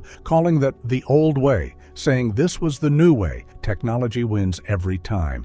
I stayed back and watched the tree line instead of the carcass. The birds had gone silent, not gradually, not the usual thinning symphony of jays and thrushes fading into evening, but all at once, a hard cutoff like someone had thrown a switch. Just whine through the needles and the whine of Draven's drone circling overhead. Then his voice sharpened. Movement, he said, 60 feet northeast, a big heat signature. I raised my binoculars and saw nothing but shadow and tangled salal, but I felt the same pressure I'd felt a moment before, heavier now, closer. I told him to wait, that it was probably a bear, that we should hold position. He was already moving, rifle up, his $20,000 thermal scope glowing green against his eye, saying his algorithm predicted a window, and we only had 15 minutes. I went after him fast and low, every footfall deliberate. I found him crouched behind a fallen log, 60 feet in, rifle trained on a thicket, whispering that he saw something. I looked where he pointed and made out a shape through the leaves, dark brown, too broad through the shoulders for a bear, the arms too long.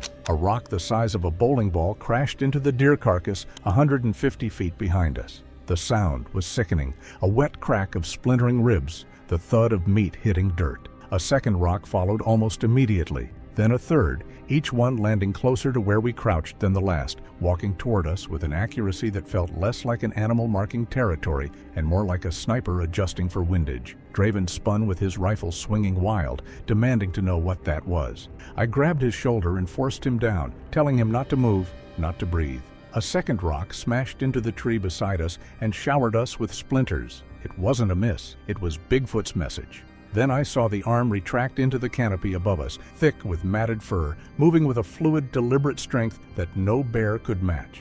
I told Draven that wasn't a bear, and he actually laughed, asking if I thought it was Bigfoot, calling that ridiculous. I was already backing away with my eyes on the canopy, telling him I thought we were being hunted, that it had been tracking us since we landed, that if we didn't move right now, we were going to die. Something in my voice finally cracked through his arrogance, and he agreed to fall back to camp. We moved fast, me leading, ducking branches, stepping over roots, my pulse hammering in my ears. Behind me, Draven tried to be quiet and failed, every step a crunch, every breath a gasp. Lev was still standing where I'd left him, surrounded by the wreckage of the bait station. The deer had been torn clean apart, its spine snapped like kindling, the motion sensors crushed, the cameras twisted into scrap. He was shaking, telling me he'd heard the crash and then seen something moving through the trees, something big that looked directly at him, with eyes that were intelligent, that knew he was there and simply didn't care. A branch cracked to our left, then another to our right, faster than before, Bigfoot circling us like it was pacing off the distance. I told them to run, and we ran. Our camp looked like a bomb had gone off in it. Tents shredded, food scattered across the dirt, every spare round of ammunition dumped out and crushed flat under something heavy. My satellite phone, our only link to the outside world, had been bent into a perfect U and left neatly on my sleeping pad, which scared me worse than the wreckage did because it meant Bigfoot had hands capable of precision, not just destruction. I walked the perimeter once, fast, cataloging everything the way I'd been taught to read a blast site. The footprints told their own story. 16 inches long, easily 8 inches across at the ball, pressed nearly 2 inches into packed dirt that hadn't taken a boot print all week. Whatever left them weighed somewhere north of 500 pounds, and Bigfoot had circled our camp 4 full times without a single snap twig loud enough to wake any of us. A 500-pound animal moving in total silence wasn't an animal at all, in any sense I understood. It was something that Bigfoot had been doing its whole life, and doing it well. Draven kept muttering the same curse over and over while his hands shook trying to reassemble his rifle. Lev sat on a log with his head down, breathing too fast. I ran the numbers the way I'd been trained to. No food, no spare ammo, no communication. 7 rounds left in my rifle, 6 in Draven's, Lev unarmed because Draven had called giving him a weapon a waste of bullets. Maybe 2 days of water if we rationed hard. I told them we needed to leave that night, weapons and water only, nothing else. Draven balked, saying we had $1,000 in gear sitting right there. I told him we had $1,000 in deadweight, that Bigfoot out there wanted us scared and trapped, and every hour we stayed put, it would get bolder. He argued for a while, demanding to know what I suggested, wandering the woods at night with no GPS and no comms. I told him I suggested we survive, which we would not do sitting still. Fear finally won out over his pride, and he agreed, though he insisted on bringing the drone, saying its battery was still full and he could scout ahead with it. I reminded him that thing had dropped a full-grown deer from 200 feet. He ignored me. Of course he ignored me. We packed in silence and moved southwest, aiming for a river I'd marked on the topo map, figuring we could follow the water down to the logging roads. Simple plan. Bigfoot had other ideas. There is much more I learned during this encounter. Things I can't openly reveal here on YouTube because they're too dark. The link in the description will lead you to everything I truly found out. Read at your own risk. We'd been walking maybe an hour when the first rock came whistling out of the dark behind us and slammed into the ground at our feet. Another warning from Bigfoot. We kept walking. I counted the interval between throws without meaning to, an old habit from counting mortar spacing, and the pattern was too even to be random. 4 seconds. Always 4 seconds, like something was pacing us step for step and choosing its moment with a metronome in its head. The second rock caught Draven's pack and spun him half around. He cursed and kept moving, faster now, glancing over his shoulder every few strides. I heard Bigfoot shift position in the brush to our right, then go silent, then shift again 10 feet closer, a slow, methodical stalk that never once let us get comfortable with the direction. The third rock caught Lev square in the ankle, and he went down screaming, clutching his leg. I dropped to my knees beside him and probed the swelling, telling him it wasn't broken, but it was going to hurt for a long while, asking if he could still walk. He tried, gasped, and sat back down. I looked at Draven, already 10 feet ahead with his rifle up, and told him to help me carry Lev. He refused outright, saying he hadn't invited Lev along to slow him down,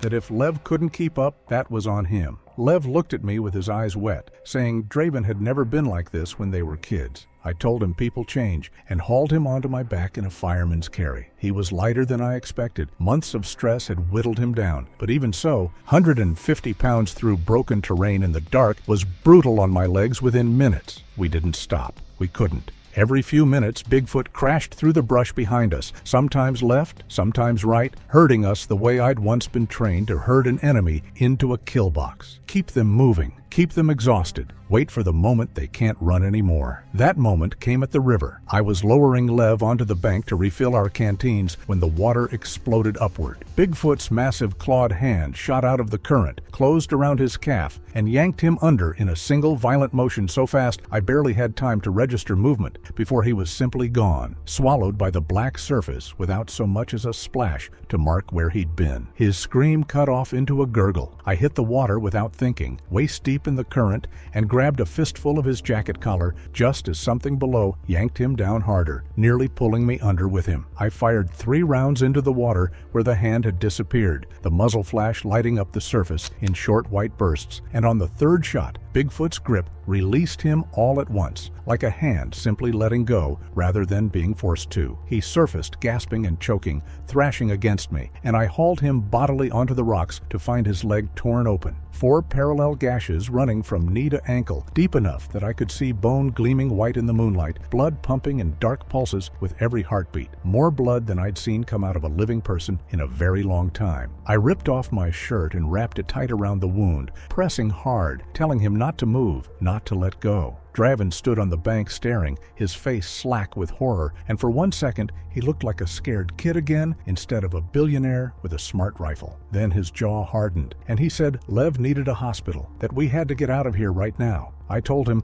we were miles from anywhere and didn't even know which direction anywhere was. He said he'd send the drone up to scout a fast route out. I told him that Bigfoot had already proven it could, but he wasn't listening anymore, and the drone was already climbing, red lights blinking against the black canopy. 10 seconds later, the video feed went dead. A heartbeat after that, the drone came screaming back down out of the dark and hit Draven square in the shoulder. I heard the bone snap clean, heard his scream tear through the canyon. His right arm hung wrong, the collarbone shattered. He couldn't shoot anymore. He could barely stand. I dragged them both under a shallow rock overhang 10 feet from the water, got Lev settled first, then Draven, who was whimpering with his arm splinted tight against his chest. I built a small fire against every instinct I had because Lev was already shivering with the first signs of hypothermia, and infection was setting into that leg fast. While I worked, I could hear Bigfoot moving through the trees in slow, deliberate circles, stopping now and then, watching us with a patience that made my skin crawl. It wasn't hunting the way an animal hunts. It was waiting the way a predator waits when it already knows the outcome and is simply enjoying the wait. Somewhere around midnight, Bigfoot started throwing its voice. That's the only way I can describe it. A low, guttural moan rolled down from the ridge to our left, and before it even finished, an answering call came from directly behind us, close enough that I felt it in my chest. 2 sounds, 2 positions, at the exact same moment. I knew then it wasn't alone out there, or else it had a way of moving faster than sound itself, doubling back on us before the echo even settled. Either possibility turned my stomach. I kept the fire low and my rifle across my knees and didn't sleep a single minute, watching the tree line shift and settle with every gust of wind, unable to tell branch from limb, shadow from shoulder. Twice more before dawn, Bigfoot moved along the ridge above the overhang, dislodging a slow trickle of gravel that pattered down onto the rocks a few feet from where Lev lay shivering. Each time I raised my rifle and tracked the sound, and each time it stopped the instant I moved, like it knew exactly how far my barrel could swing and exactly when to freeze. I started to understand that we weren't dealing with instinct out there. We were dealing with calculation. That was when the branch came out of the dark. 15 feet long, stripped bare, sharpened at the tip like a spear, and it flew across the clearing and punched straight through the last standing tent, missing Draven's skull by inches and pinning his coat to the dirt. He scrambled backwards, screaming. The message was unmistakable. It could have killed him and chose not to. And now, the fear of what came next was worse than the wound itself. Dawn broke gray and cold, and we'd survived the night. Barely. Bigfoot had made sure we got no real rest, crashing through the brush every hour, screaming somewhere in the distance, hurling rocks just to keep us jerking awake. Lev was feverish now, his legs swollen and turning dark at the edges. Draven's bravado had cracked completely, replaced by a hollow, twitchy silence. I told them Bigfoot was hurting us, pushing us deeper into the mountains and further from any road. Draven argued we should dig in and let it come to us. I told him we had nothing to dig in with. No food, no spare ammo, no real shelter, and that staying meant certain death while moving at least gave us a chance. He couldn't argue with that, so we started walking. It left us alone for nearly an hour until we found our crushed drone, its memory card placed neatly on top. The footage showed Bigfoot filming us as we slept the night before, close enough to catch our breath, shattering Draven's composure and proving it had been watching us the entire time. Moments later, Bigfoot drove us away from the river and into an abandoned ranger cabin that seemed like shelter, until a massive shape silently unfolded from behind the wood stove inside. We crashed through a boarded window, abandoned everything we owned, and fled back into the forest, realizing Bigfoot hadn't chased us there at all. It had been waiting. We hit a ravine 20 minutes later, maybe 40 feet across, and deep enough that I couldn't see the bottom through the fog rolling along it. A single downed cedar spanned the gap, wet with moss, barely wide enough for one boot at a time. There was no way around it without adding hours we didn't have, so I went first, testing each step, feeling the trunk flex under my weight. Halfway across, the whole log shuddered hard enough to nearly throw me, and I heard Bigfoot shift its grip on the far end where the roots were still half buried in the bank. It was testing the wood the way you'd test ice, deciding whether to drop us all 40 feet onto rock, and for 3 full seconds I stood frozen over open air with nothing under my palms but wet bark. The shaking stopped as suddenly as it started, and I understood that it hadn't wanted us dead yet. Not like that. Not from a fall. It didn't get to watch up close. I got Draven and Lev across one at a time, both of them white-knuckled and silent, and the second, Lev's good foot, hit solid ground on the far side. The cedar gave way behind us and dropped into the fog with a crash that took nearly 2 full seconds to reach the bottom. The terrain dropped into a steep valley with a stream cutting through the bottom and thick undergrowth crowding both slopes. Bigfoot was all around us now. I could hear it breathing, close, patient. Lev collapsed, clutching his ruined leg, saying he couldn't go on. I told him just a little further that there was a ridge ahead. He grabbed my hand hard and said it wanted him, that it had been playing with him since the river, that it could have killed him then and chose not to because it wanted the others to watch. I couldn't argue with that either. I'd known it since the first attack. Bigfoot was stripping us down one by one, picking the weakest link first. He begged me not to leave him alone to die, and I promised him I wouldn't, then hauled him onto my back again and started climbing. It let us get halfway up the slope before it charged. It came out of the tree line as a blur of brown fur and raw muscle, faster than anything that size had any right to move. I dropped Lev and spun with my rifle up, too slow. The hand closed on his injured leg and tore him away from me in one brutal motion. His scream was the worst sound I have ever heard, pure animal terror, and I fired 3 rounds into the dark without a clear target while Bigfoot didn't even flinch. I chased the sound of him screaming into the trees,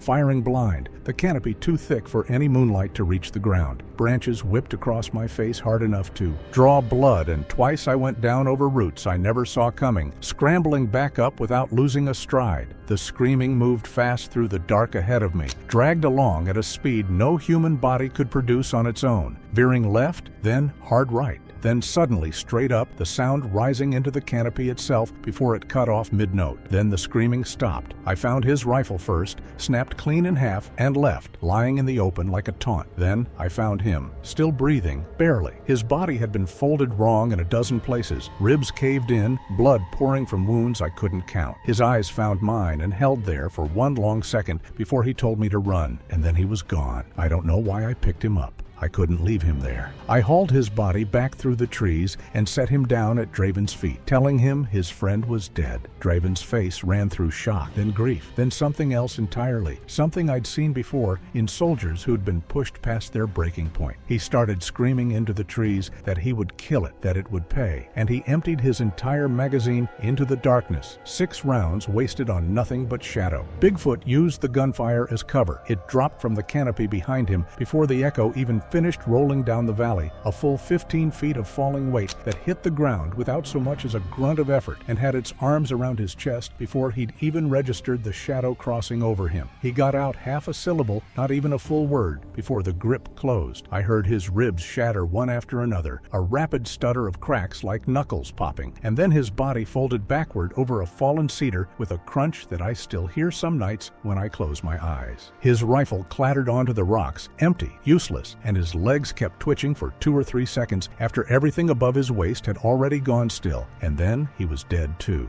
2 of them gone in the space of 10 minutes, and it was just me now. I didn't wait. I didn't grieve. I ran. The forest turned into a blur of green and gray and the failing light of late afternoon. I had no direction, only instinct, legs pumping, lungs burning. Bigfoot was right behind me, close enough that I swear I could feel the heat of its breath on the back of my neck. I zigzagged through the brush, ducked under low branches, vaulted fallen logs, anything to break its line on me, and none of it mattered. It was always there, a shadow at the edge of my vision, a weight pressing at my back. My grandfather used to tell me that fire was the one thing the old ones in these mountains still feared, and that moving water was the one thing they could never track through. I had no fire yet, but I could hear the river ahead, a low roar promising a way out if I could reach it in time. I threw myself down a steep mountainside, tumbling end over end through dense brush that clawed at my face, arms, and legs until every patch of exposed skin burned. Behind me, Bigfoot let out another roar, deeper and louder than anything I had ever heard, a sound so powerful it rattled my ribs and shook fresh snow loose from the pine branches overhead. The noise echoed through the valley like an avalanche breaking apart. I could hear Bigfoot crashing through trees somewhere uphill, but unlike me, it wasn't stumbling or sliding. Every heavy footfall landed with slow, deliberate force, as if the creature knew it had all the time in the world. I threw my weight downhill, desperate to gain even a few more seconds, but every breath burned and every stride felt weaker than the last. Halfway down the slope, my legs slammed into a fallen cedar hidden beneath the brush. The impact flipped me completely over it, and I crashed shoulder first into the frozen ground before rolling twice across loose rocks. I finally stopped against a granite boulder, catching myself with both hands, instantly peeling the skin from my palms. Blood mixed with dirt as I forced myself upright without even looking at the injuries. Above me, I caught movement through the trees. Bigfoot crossed the ridge almost effortlessly, weaving between trunks with impossible speed despite its enormous size. It stayed several dozen yards above my position, matching every turn I made, as though it already knew exactly where I intended to go. The measured thuds of Bigfoot's footsteps echoed across the hillside, each one carrying enough weight to vibrate through the ground beneath my boots. Another 100 feet down, the forest suddenly disappeared beneath me as the hillside turned into a steep scree field covered in loose shale. Every step sent rocks sliding downhill, making it impossible to keep my footing. I half ran and half fell, desperately trying to stay upright, while chunks of stone skidded around my ankles. Behind me came another deafening crack. I looked up just long enough to see a massive boulder, nearly the size of a washing machine, bouncing violently down the slope directly toward me. Somewhere above, Bigfoot had launched it with terrifying strength. I threw myself sideways just before it blasted past, close enough that the rush of air slapped my face and sprayed me with shattered stone. I didn't dare look back. Knowing Bigfoot was still above me was terrifying enough. The scree finally leveled into a narrow clearing.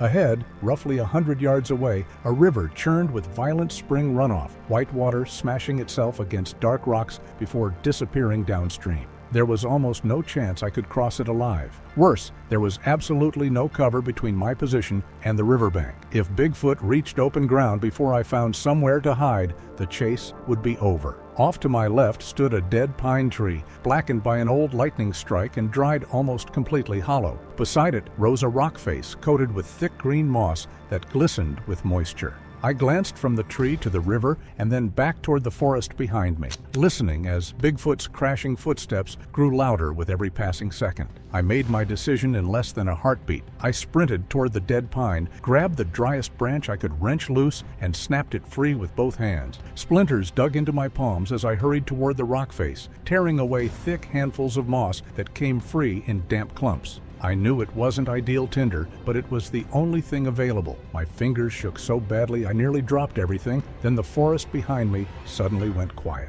The silence lasted only a moment before Bigfoot stepped out from between the trees and entered the clearing. For the first time, nothing blocked my view. There was no doubt anymore that Bigfoot was real. Every terrifying detail stood exposed beneath the gray afternoon sky. Bigfoot stood easily 15 feet at the shoulder, its enormous body covered in long, dark fur, matted with mud, pine needles, and streaks of old dried blood. Thick scars crossed its chest and arms, suggesting years of violent encounters that somehow hadn't slowed it down. Its hands looked almost human until I noticed the fingers ended in black, worn claws thick enough to split tree bark. But what froze me in place were Bigfoot's eyes. They weren't wild or animalistic. They watched me with unmistakable intelligence, calmly measuring every movement I made, as though calculating exactly how long I had left. My stomach dropped. Then Bigfoot lowered its shoulders and charged across the clearing with horrifying speed, closing the distance far faster than something that massive had any right to move. I lit a pine branch with my fire striker and held it between us, and for the first time Bigfoot hesitated, stopping just short of the flames instead of charging. It circled, repeatedly testing both sides of the fire until I burned the back of its hand, but the hesitation lasted only seconds before Bigfoot reared up and slammed the ground beside me with enough force to shake the earth beneath my feet. I started backing toward the river, keeping the burning branch between us the whole way. 50 yards, 40, 30. It lunged and I swung the torch across its forearm, and the fur caught, and it let out a shriek that felt like it split my skull down the middle. But it didn't run. It came on faster, and I understood in that half second that the torch was never going to be big enough, that I was maybe 4 strides from the water, and it was maybe 2 strides from me, and the numbers didn't work no matter how I ran them. So I stopped running the numbers and threw the torch instead. Not at it, past it, into the wall of dead brush and dry grass banked up behind where it stood. The tinder went up like it had been waiting all season for a match. Flame walked the brush line in both directions at once, and inside 3 seconds there was a wall of fire between me and the last 50 yards of forest, cutting Bigfoot off from everything behind me. It reared back from the heat, and for 1 second, the only second in this whole story where I saw it hesitate, it just stood there with the fire climbing behind it, deciding. A spark had caught my sleeve somewhere in the throw. I didn't feel it until the heat crawled past my elbow, and by then, the whole cuff was burning. I didn't stop to think. I tore the jacket off over my head, burning zipper and all, and threw myself the last few feet into the river with it still smoking in my fist. The water was so cold it felt like being struck by something solid. All the air punched out of my lungs at once. It slammed me into a submerged boulder hard enough to bruise ribs, dragged me under, spun me so hard I lost every sense of which way was up, tumbling through a churning wall of white where rock and current and sky all blurred into the same gray nothing. My arms were screaming, the burns finding me all at once, now that the adrenaline had nothing left to spend, and I fought for air, found it for half a breath, lost it again as another wave rolled me under, and somewhere in that violent tumbling blur, I looked back once and saw Bigfoot standing on the far side of the fire, a black shape against the flame, not following. It didn't step into the shallows after me the way I'd braced for, and then the river bent hard to the left, and it was gone from sight, and the current pulled me under one final time before spitting me out into calmer water downstream. I don't remember much of what came after that.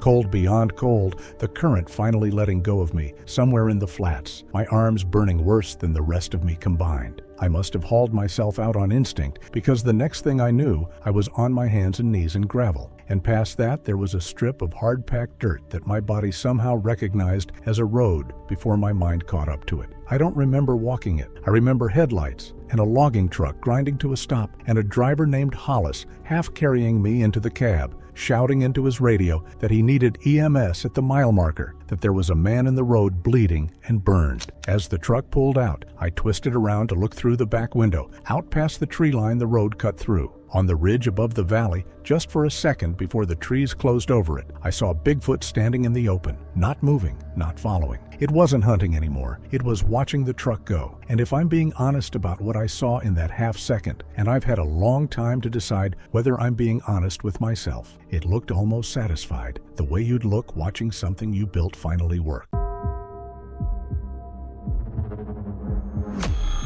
The SD card that held the picture was caked in mud and pine resin, jammed into the slot of a trail camera my father had bolted to a Douglas fir maybe a decade ago. The camera itself half swallowed by bark. Back at the cabin, I fed it into my laptop. Most of the clips were corruption artifacts, 9-second bursts of pixelated green and scrambled macro block garbage that the codec couldn't resolve. Then file 17 loaded clean. No buffering, no artifact, just a sharp, full-resolution image sitting completely still on my screen. Something was standing in the frame. It was upright. It filled the height of the shot from tree line to canopy gap. And it was not a bear, not a man, not anything I had a clean word for at that exact second before my brain finished the sentence it had been composing my entire life. Bigfoot was standing 6 feet from the camera lens, facing it dead on, both arms loose at its sides, its head slightly tilted, and the expression on its face, if that broad, flat, recessed geometry could be called an expression, was one of absolute recognition. It knew what the camera was. It was looking at the lens the way you look at someone you've already decided something about. I sat with it for maybe 40 seconds. Then I uploaded it. The satellite modem on the cabin's south wall was my father's installation, a bulky gray dish unit that pulled maybe 2 megabits on a good day. And that evening, it was not a good day. The progress bar crawled. When the file finished uploading, I closed the laptop and went to bed. But then the window exploded inward. A pine log roughly 8 feet long and as big around as my thigh punched through the glass in the frame and the interior sill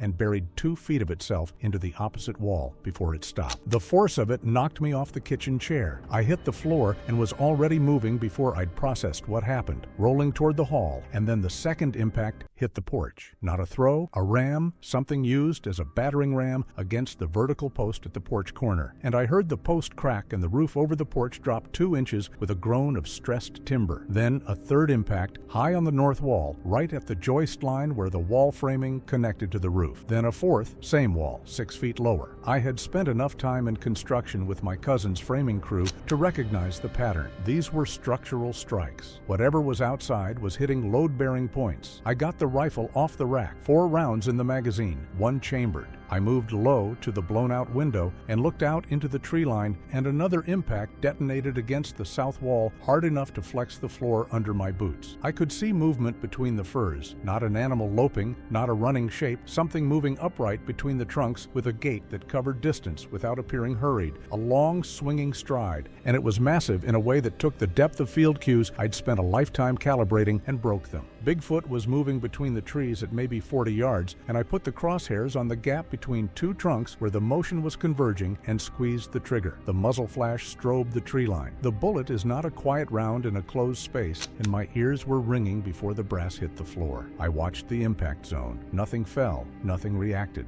And then the log came through the window. Not a small log, a section of trunk 2 feet in diameter that had been broken rather than cut. The fracture end, a spray of white wood fibers like a massive hand, had just snapped it, and it hit the window frame and tore the entire frame out of the wall. And the structural gap that opened in the wall studs dropped a section of the roof above the window by 4 inches, with a creek that ran the entire ridgeline. I moved back to the interior wall, reloaded the empty chamber, and watched. The cabin was a 2-room structure, the kitchen main room and the back bedroom with the basement hatch in the main room floor behind the wood stove. The attacks had hit all 4 compass directions in the last 90 seconds. In rotating sequence, each one at a structural node, corner posts, joist intersections, ridge connections. Bigfoot was not trying to punch a hole in a wall and reach through. Bigfoot was trying to take the building apart. A silhouette crossed the open window gap. I put the rifle up and fired twice in fast succession, the second round a half-second after the first, and I know the second one hit because the impact was followed immediately by a sound that started low and built, not a scream, something below a scream, a subsonic chest resonance that I felt in my sternum before I heard it with my ears. And then an entire section of the south wall bent inward as though something had backed up 10 yards and charged it with a shoulder. The interior wall bowed, the ceiling above it cracked. 3 of the 4 window panes on the south side popped their frames and dropped. I was behind the wood stove, down low, when something landed on the roof, full body weight. The entire cabin structure flexed downward under the load, and I heard the ridge beam groan in a way that ridge beams are not built to groan. And then the footsteps began, slow, deliberate, each step placed with precision, moving in a grid pattern across the roof. Bigfoot was walking the roof systematically, testing the deck in sections, and every 3rd or 4th step the structure bowed visibly, the ceiling above me sagging a full inch before springing back. I fired through the ceiling at the heaviest step. The round went through the decking, and I heard it exit the other side. The footstep pattern stopped. 2 seconds of absolute silence. Then the roof section directly above the wood stove was struck from above with something enormous, not a foot, an impact like a post or a section of log used as a ram, and the ceiling decking cracked through in a 6-inch split, and a shaft of cold air and pale moonlight came down through it. I moved to the bedroom doorway as another blow hit the same spot, widening the crack to 14 inches, and then a third blow brought a square foot of ceiling down in splinters, and the head and shoulders of something filled the gap in the roof above me. Bigfoot looked down through the hole with both eyes tracking. I fired upward without aiming. The round connected with something, and the gap was immediately vacated. The weight shifting off that roof section so fast, the structure actually rebounded slightly. I reloaded, counted my remaining rounds. 6 left. The footsteps resumed, but not on the roof. Bigfoot was on the porch, the wood groaning under weight that shouldn't have been able to concentrate itself so precisely on individual boards. Then, around the foundation, circling the structure in a slow, deliberate path that mapped every corner as if it already knew the layout. Then, and this is the moment the fear changed from manageable to something else entirely, I heard them below me,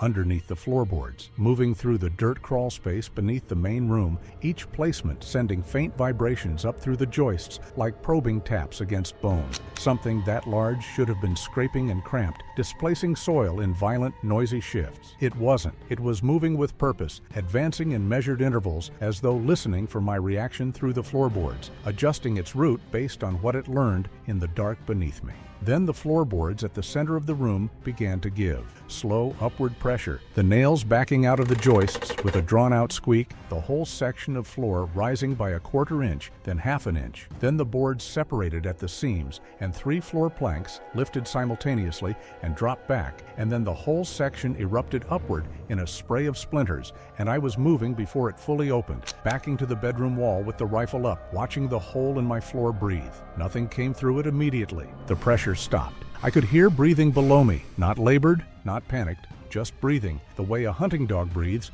when it's locked on a scent and holding. Then a hand came up through the hole, not in a grasping lunge, but slowly, open palm up, fingers extended, rotating slightly, feeling the air above the floor, testing the space. The hand alone was as wide as a dinner plate, and the fingers were long enough that when they extended fully, the middle finger brushed the leg of the overturned kitchen chair. 6 inches from the edge of the hole. Then the hand withdrew, then the ceiling above me was struck again. A section of roof decking came through and landed across the kitchen table in 2 pieces. A second blow took out the remaining ceiling between the kitchen and the bedroom, opening the entire top of the structure to the sky. Cold air poured in. I could see stars. I fired 2 rounds down through the open floor hole, then 2 more at the roof gap. I was burning ammunition I couldn't replace, and I knew it, and I kept firing because the alternative was standing in the shrinking box of what was left of the cabin and waiting. The basement hatch sat behind me near the base of the south wall. I reached it in 2 steps, grabbed the iron ring, and pulled the hatch open. A ladder dropped into the dirt-floored basement below. By then, the footsteps were everywhere, moving across the remaining section of roof, circling the foundation, and still pacing beneath the main floor. I climbed down just as the kitchen floor finally gave way. The entire section collapsed into the crawl space in a violent cascade of timber and twisted hardware, blasting a wall of dust through the open hatch above me. The cabin came down. First the kitchen floor, then the north wall leaning inward, then the ridge beam cracking at the center span, and the entire roof folding like a book closing. I heard it happen above me in the dark of the basement, each structural failure announcing the next, a chain of collapses in 4-second intervals. And by the time the final wall section hit the remaining floor, the noise was total, and the basement ceiling above me was raining grit, and the single bare bulb I'd switched on was swinging hard on its cord. Then silence. Then came the footsteps above the rubble, slow, steady, deliberate, moving across what was left of the collapsed structure. The weight behind them was enormous. Every footfall sent a dull vibration through the poured concrete basement walls and rattled dust loose from the ceiling joists overhead. It wasn't running or tearing through the debris looking for me. It was circling the collapse with patience, almost cautiously, as if inspecting the damage it had caused. I stood frozen in the dark and watched the ceiling beams tremble with each pass overhead. The pattern never changed. First, a wide perimeter around the ruined cabin, heavy steps crunching through shattered timber and roofing metal. Then a second, tighter loop closer to the center of the collapse. After that came silence, followed by a long pause directly above the buried hatch location, now sealed under nearly a foot of broken flooring, insulation, and splintered boards. I did not move. I breathed through my nose. I pressed my back into the corner behind the water heater, and I listened. The Bigfoot steps resumed. Another slow perimeter around the wreckage, another tighter loop through the center of the collapse. Then they returned directly overhead again. The joist above me bowed slightly under the weight, and a thin stream of concrete dust sifted from a crack in the ceiling, landing across my forearm. Then the footsteps stopped completely. I could hear the structure settling above me, the strained creak of broken boards adjusting under a massive static load. For several seconds, nothing moved. Then, very slowly, the weight shifted. One careful step east of where it had been, another after that, then a third. Precise movements, controlled and deliberate, as though it were following a specific point beneath the debris instead of searching blindly through the collapse. The steps finally came to rest above the southeast corner of the basement, directly over the old metal shelving unit where my father had kept his tool collection for years. I needed to move. I had maybe a minute before whatever process Bigfoot was using to locate me through the rubble resolved itself completely. My father had mentioned the maintenance tunnel exactly once, 11 years ago, a brief mention over the phone when he'd been talking about the property layout, a drainage tunnel he'd dug by hand in the 70s, running from the basement floor out to the ravine edge, roughly 300 yards northeast, used originally to route spring meltwater away from the foundation. He'd said it was barely navigable, but he'd said it existed. I moved toward the east wall. The metal shelving unit was bolted to the concrete there, loaded with pipe wrenches, spare chain, a come-along, winch, and 2 paint cans. I moved along the wall with my shoulder brushing the concrete, sliding one boot at a time, and I miscalculated the distance to the shelf by 8 inches. My elbow caught the come-along. The come-along hit the paint cans. The paint cans hit the concrete floor, and the clatter went off like a gunshot in the enclosed basement and then ricocheted off every concrete surface simultaneously, the echo compounding itself into something that sounded much louder than the original impact, and I heard every sound die instantly above me, the footsteps ceasing mid-stride, replaced by a silence so complete and so sudden it had a physical quality, like pressure. Bigfoot heard it. Then the rubble above my head detonated. Not an impact from outside, a strike from above, straight down, a single massive blow that punched through the collapsed flooring and the basement ceiling as though they were cardboard, tearing through aged timber and brittle substructure in one violent column of force and sending a section of joist and decking crashing to the basement floor 3 feet to my left, the debris scattering in jagged, splintered pieces that skittered across concrete as dust burst upward in a thick, choking cloud. I was already moving, running, feet slamming against damp flooring as I cut through the narrow span of the basement, the sound of the structure above me, stuttering and flexing with each impact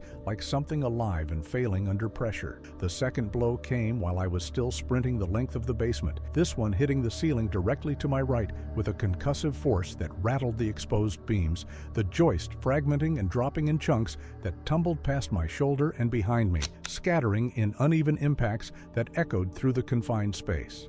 The third blow hit the ceiling ahead of me and to the left, tracking my movement, adjusting between strikes, each blow arriving a half second after the last, leading me slightly, anticipating trajectory, driving splinters and dust downward in a widening cone as I veered under it, the timing unnaturally precise, as if the impacts were not random, but pacing me step for step through the basement's length, tightening the corridor of collapse around my path. I found the tunnel hatch in the northeast corner by feel, a square steel plate set flush with the concrete floor, a recessed pull ring on one side. I grabbed the ring with both hands and heaved. The plate came up on the first pull, swinging on a piano hinge, and the smell that came out was earth and rot and cold moving air. I dropped onto my hands and knees and went in head first. The tunnel was 18 inches across, maybe 22 if you measured the widest span. The ceiling was compressed soil reinforced with old 2x6 boards placed roughly every 3 feet, most of them bowed under years of earth pressure, the lowest ones leaving clearance of maybe 14 inches. I crawled on my elbows with the rifle dragging alongside me, the barrel scraping the dirt floor, and behind me I heard the basement ceiling take its fourth impact and then the fifth, the blows accelerating into a continuous percussion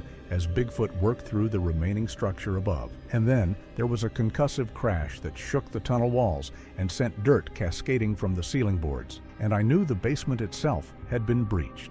I heard Bigfoot enter the basement. The sound changed immediately the moment it dropped down through the structure. Up above, the footsteps had been muffled by broken timber and debris. Down here, they were different, heavier, clearer, lower in tone. Each step hit the concrete floor with a deep, resonant impact that traveled straight through my elbows and knees as I stayed low and crawled. It wasn't moving quickly. It was moving with intent, pacing the space in a slow, controlled sweep. I heard it strike the metal shelving unit. The impact rang through the basement in a sharp, vibrating clang. Tools shifted, then spilled, scattering across the floor in short metallic bursts. Something larger slid off the frame and hit the ground with a dull thud. Then the movement stopped at the tunnel hatch, just a pause, right at the opening, and the entire space went still except for the faint settling of dust and debris around us. Then I heard the tunnel creak. The boards above me flexed as weight concentrated at the tunnel entrance behind me, and I understood immediately that Bigfoot was not going to stop at the hatch and wait. It was coming in. I could hear it forcing the opening, not methodically now, frantically, ripping the steel plate free of the hinge assembly, tearing at the concrete frame around the tunnel mouth, widening the opening by sheer force, and then the sound of it entering the tunnel changed everything. Not squeezed or compressed or slowed. It moved through the 18-inch passage by removing what was in its way, boards splintering above it as it forced its bulk forward, soil walls collapsing inward and being pushed aside, the tunnel reshaping itself around it in real time. I crawled faster than I have ever moved on hands and knees in my life. The boards above me shook with each advance. I could hear Bigfoot's breathing behind me now, not labored even under these conditions, just rhythmic and deep, the breathing of something that does not have a top end. I hit my head on a low board and felt the skin open above my left eye and kept moving. My elbows were bleeding. The tunnel curved slightly left after about 150 yards, and I took the curve wide and scraped my shoulder on the dirt wall and felt fresh soil from the ceiling dumping down the back of my neck. And behind me, the tunnel was simply ceasing to exist as it had been built, the boards fracturing and the walls pressing inward in Bigfoot's wake. Light ahead, ambient moonlight, diffuse and silver, coming through a gap that expanded as I crawled. The tunnel terminated at a corrugated steel culvert, roughly 2 feet in diameter, set into a rocky embankment above the ravine. The culvert was rusted along the bottom, but still intact. I pulled myself through it on my forearms, the steel edges catching my jacket, and then I was out into open air, onto a ledge of wet rock above a 20-foot drop into the ravine pool below. The waterfall was to my left. I could feel the spray on my face. The pool below was black in the moonlight, with a white churn where the falls hit it. The ledge I was on was maybe 4 feet wide, slick with water and lichen, and the ravine walls on either side were vertical cut rock with no accessible path down except the drop or the falls themselves. I could hear the tunnel behind me coming apart. The sound of it was like a building being demolished in fast forward, each board and soil section giving way in a continuous cascade. And I moved to the edge of the ledge and looked down into the black water 20 feet below and made the calculation in about a quarter of a second. I jumped feet first with the rifle held across my chest. The impact was harder than expected, cold enough to stop my breathing on contact. I went deep, the momentum carrying me down until my boots scraped the rocky bottom, and I pushed off and kicked for the surface and broke through into the roar of the falls. Before I'd taken a full breath, I heard the crash above me. Bigfoot had come through the culvert end and hit the ledge, and without any visible pause, no assessment, no hesitation, had launched off the edge after me. The impact when Bigfoot hit the water was not a splash, it was a concussion. The pool erupted in a dome of water that pushed me sideways 3 feet, even at the distance I'd swum from the falls. I went under from the wave and came up swimming hard toward the downstream current, where the pool narrowed into a fast run between 2 boulder shelves. And I was in the current before I fully surfaced, the water taking me, and then something closed around my left ankle. The grip was total, a steady encircling pressure, fingers the size of forearm bones wrapped around my ankle and leg, and I was pulled sideways through the water with no resistance whatsoever, the current irrelevant against that force. Underwater, I could see nothing. I felt Bigfoot's other hand moving along my leg toward my hip, and I understood that it was not pulling me toward it, but adjusting its grip, repositioning for a hold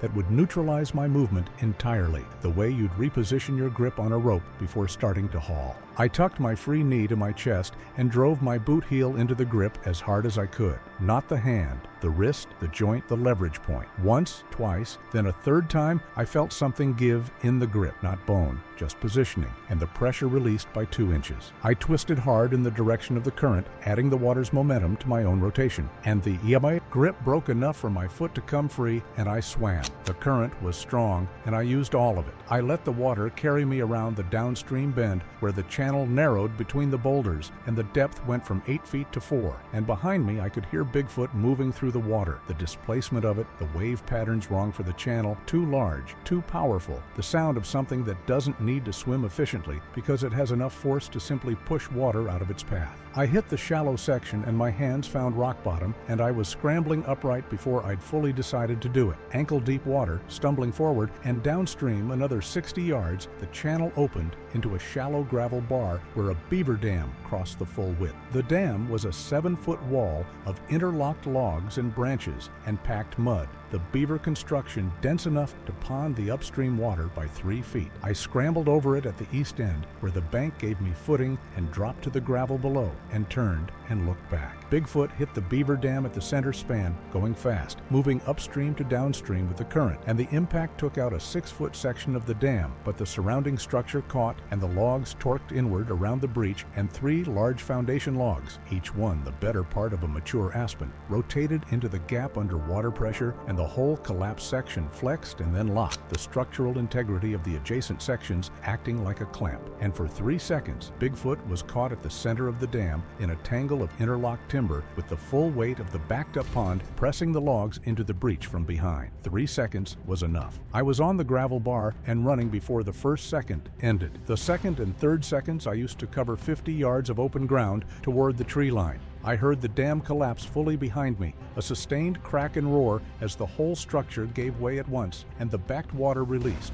but I didn't turn around. I ran into the trees and kept running. I ran until the road showed painted lines. I passed a laundromat and a closed hardware store and a taqueria with its grill light still on, and then I found it, a small internet cafe. I opened the browser and navigated to the forum and found my upload thread. I stared at the screen for a long time. The image was there. The thread was there. The image had 7 replies, 4 of them calling it a fake, 2 asking for GPS coordinates, 1 that was just an emoji. The image itself loaded completely, full resolution, high clarity, every pixel accounted for. There was no Bigfoot in it, not degraded, not corrupted, not motion blurred or overexposed or altered in any way that a compression algorithm or a failed upload or a browser rendering error could explain, or that I could point to and say, there, that's where it went wrong. That's the technical failure. That's the mundane thing that happened. There was no seam in the image where something had been removed, no pixel gradient at the edges of where it had stood, no shadow on the ground without a body to cast it. The image was not damaged. It was complete and intact, and there was simply, with no explanation, that I have been able to locate in the 14 months since, no Bigfoot in it. There were trees, the exact trees I knew from that stand, the gap in the canopy where the lightning-struck pine had opened things up, the slope of the ground visible at the lower edge of the frame, the particular lean of the spruce at the right margin that I had walked past 100 times. The camera placement was correct. The exposure was right for that hour of morning. Every detail of that forest was exactly as I had always known it. The ground where it had stood was undisturbed. The foreground was clear. The trees went back into depth the way trees do, layer after layer. And there was nothing between me and all of that quiet and familiar distance except light. The thing that had just demolished my cabin pursued me through 300 yards of tunnel, hit a pool from 20 feet up, and closed its hand around my ankle. In the dark of a mountain river, was not in the image, had never been in the image, as far as anyone looking at it would ever be able to determine. And I understood then, sitting in that plastic chair in wet clothes with blood drying above my eye, whatever had come for me after I uploaded the picture had not come because I had shown it to the world. It had come because the world was never going to see it. Someone or something had already made sure of that. The attack wasn't punishment. It wasn't territorial. It was cleanup. And I had been the only remaining copy.